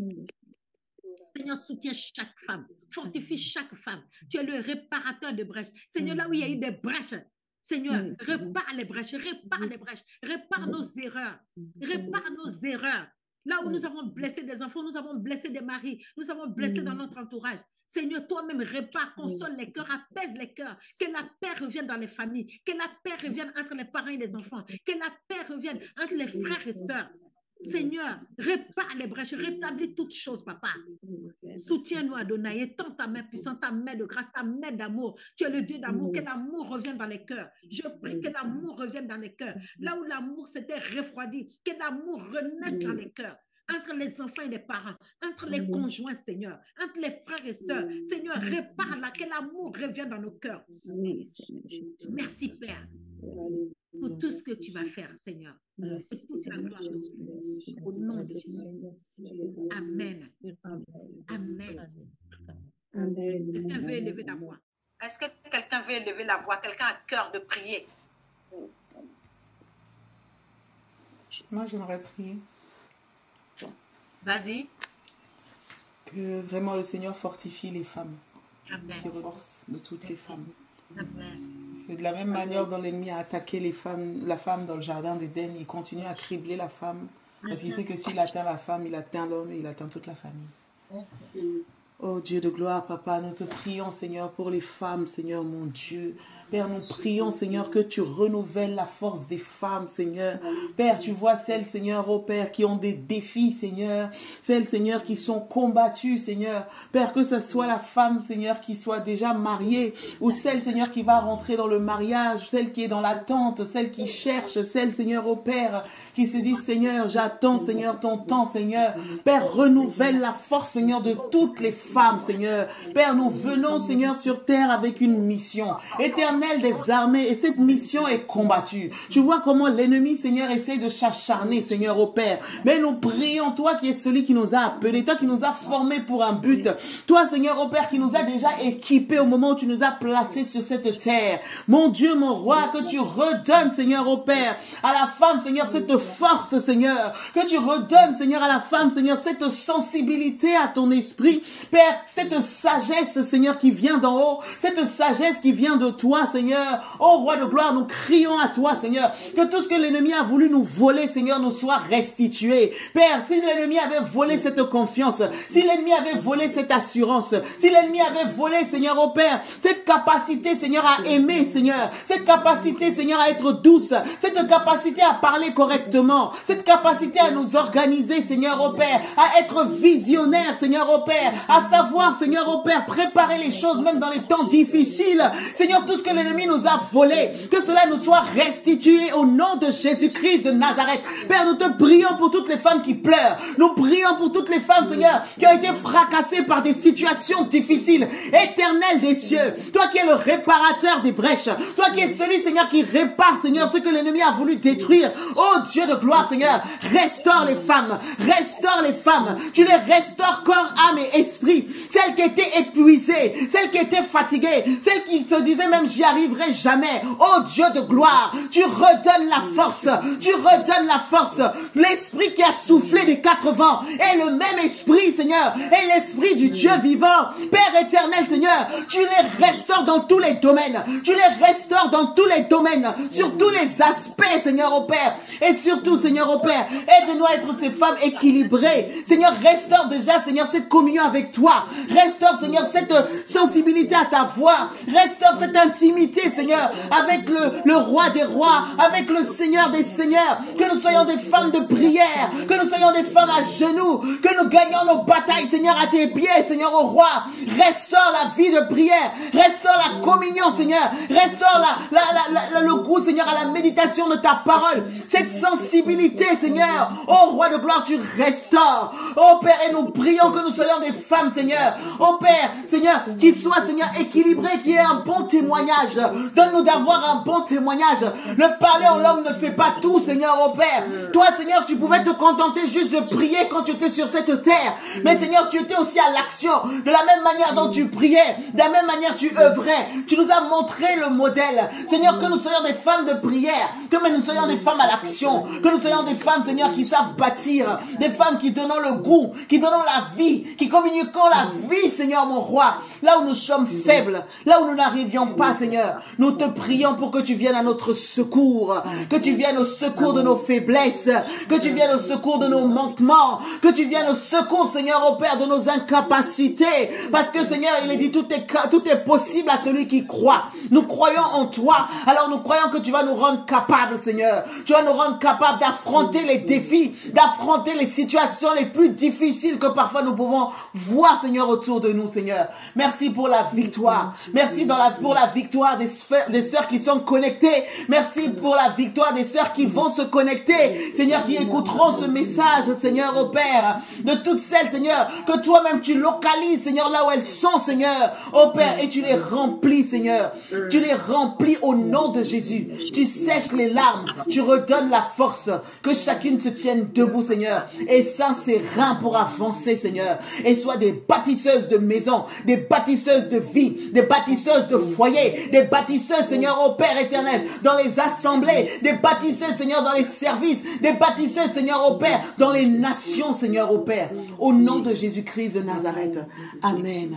Amen, amen, amen, amen, amen. Est-ce que quelqu'un aurait quelque chose à dire? Nous avons été abondamment bénis. Amen. Amen. Amen. Oui. Ah oui. Oui. Ça. Toute la gloire au Seigneur. Amen. Merci, Seigneur. Amen. Au Seigneur, vraiment, prenons le temps. On peut prier pour notre maman. Alléluia. Et le Seigneur la fortifie. Amen. Amen. Oui. Besoin. Adonai, nous voulons te bénir, te rendre gloire et honneur. Oui. Seigneur, merci pour la sensibilité que tu as donnée, Seigneur, à notre maman Marie, tout, Seigneur. De pouvoir, Seigneur, mettre sur pied, Seigneur, cette plateforme, Seigneur. Papa, merci parce que celui qui a arrosé est arrosé. Merci, Seigneur, pour, Seigneur, vraiment, tu as fait d'elle, Seigneur, ce tuyau, Seigneur, tu as fait d'elle, Seigneur, ce canal, Père, pour pouvoir encore relever, pour pouvoir encore fortifier, pour pouvoir, Seigneur, œuvrer, Papa, dans la vie de tes ouvrières, Seigneur, pour pouvoir former, Seigneur, Papa, des femmes, Seigneur, des femmes dignes de ce nom. En ce moment où le monde, Seigneur, est en train d'injecter un esprit, Papa, de féministe. Seigneur, tu nous ramènes, Papa, à l'essentiel. Tu nous ramènes au commencement. Tu nous ramènes dans ta parole, parce qu'au commencement, c'est la parole, Seigneur. Je te dis merci, Papa. Merci, Jésus. Oh, Papa, qu'elle ne manque pas sa récompense. Et que sa maison soit bénie, Seigneur. Oh, mon Dieu, mon roi, tu ne te souviens pas des siens, Papa. De toute sa famille, Seigneur, mon Dieu, mon roi, tu entends les cris de son cœur, Papa. Seigneur, et tu réponds, Seigneur, Papa. Tu es le Dieu de l'alliance, Seigneur, mon Dieu, mon roi. Tu as dit, voici l'héritage que tu réserves à ceux qui te servent, Papa. Leurs enfants sont appelés disciples de Yahweh. Toi-même, tu prends soin, Père très saint. Et tu enseignes tes enfants, Papa, de génération en génération. Que ton nom soit magnifié, Papa. Oh mon Dieu, dans sa famille, Seigneur, mon Dieu, mon roi. Louange à ton Père très saint, parce que tu es son géré. Seigneur, tu connais ses besoins, tu connais les désirs de son cœur, Seigneur. Tu es son géré, tu dis, tu es son géré. Tu es son géré, Seigneur, et c'est toi qui fais, Seigneur, Papa, à une mission, Papa, à un ambassadeur, Père très saint. Tu n'as jamais refusé, Papa, tes biens, Seigneur. Tu as dit, cherche d'abord le royaume et la justice. Je te donnerai tout ce pourquoi ce monde se tue, Seigneur. Père très saint, et c'est consacré à toi, Seigneur. Et Père, je crois au Dieu d'amour, tu n'es pas un homme pour mentir. Les écluses des cieux sont ouvertes sur sa vie, Seigneur, Papa. Seigneur, mon Dieu, mon roi, que la farine et l'huile ne manquent point dans sa maison. Et qu'en tout temps, que ce vêtement reste blanc devant toi. Seigneur, merci, Papa, pour l'onction, Papa. Tu renouvelles, Papa, cette grâce, Papa. Oh, Papa, d'enseignant, Papa. Cette grâce, Papa, de bâtisseuse, Seigneur, Papa. Cette grâce, Père, très simple. De mère, Papa. De mère pour beaucoup, Seigneur. Louange à toi, Adonai. Merci pour toutes choses au nom de Jésus. Amen. Amen. Amen. Amen. Amen. Pendant la prière, vraiment, ça me revenait, le Seigneur me mettait à cœur qu'il va de plus en plus, maman Marie, tout remplir. N'hésitez pas à liker, à partager la chaîne et à vous abonner. Soyez bénis.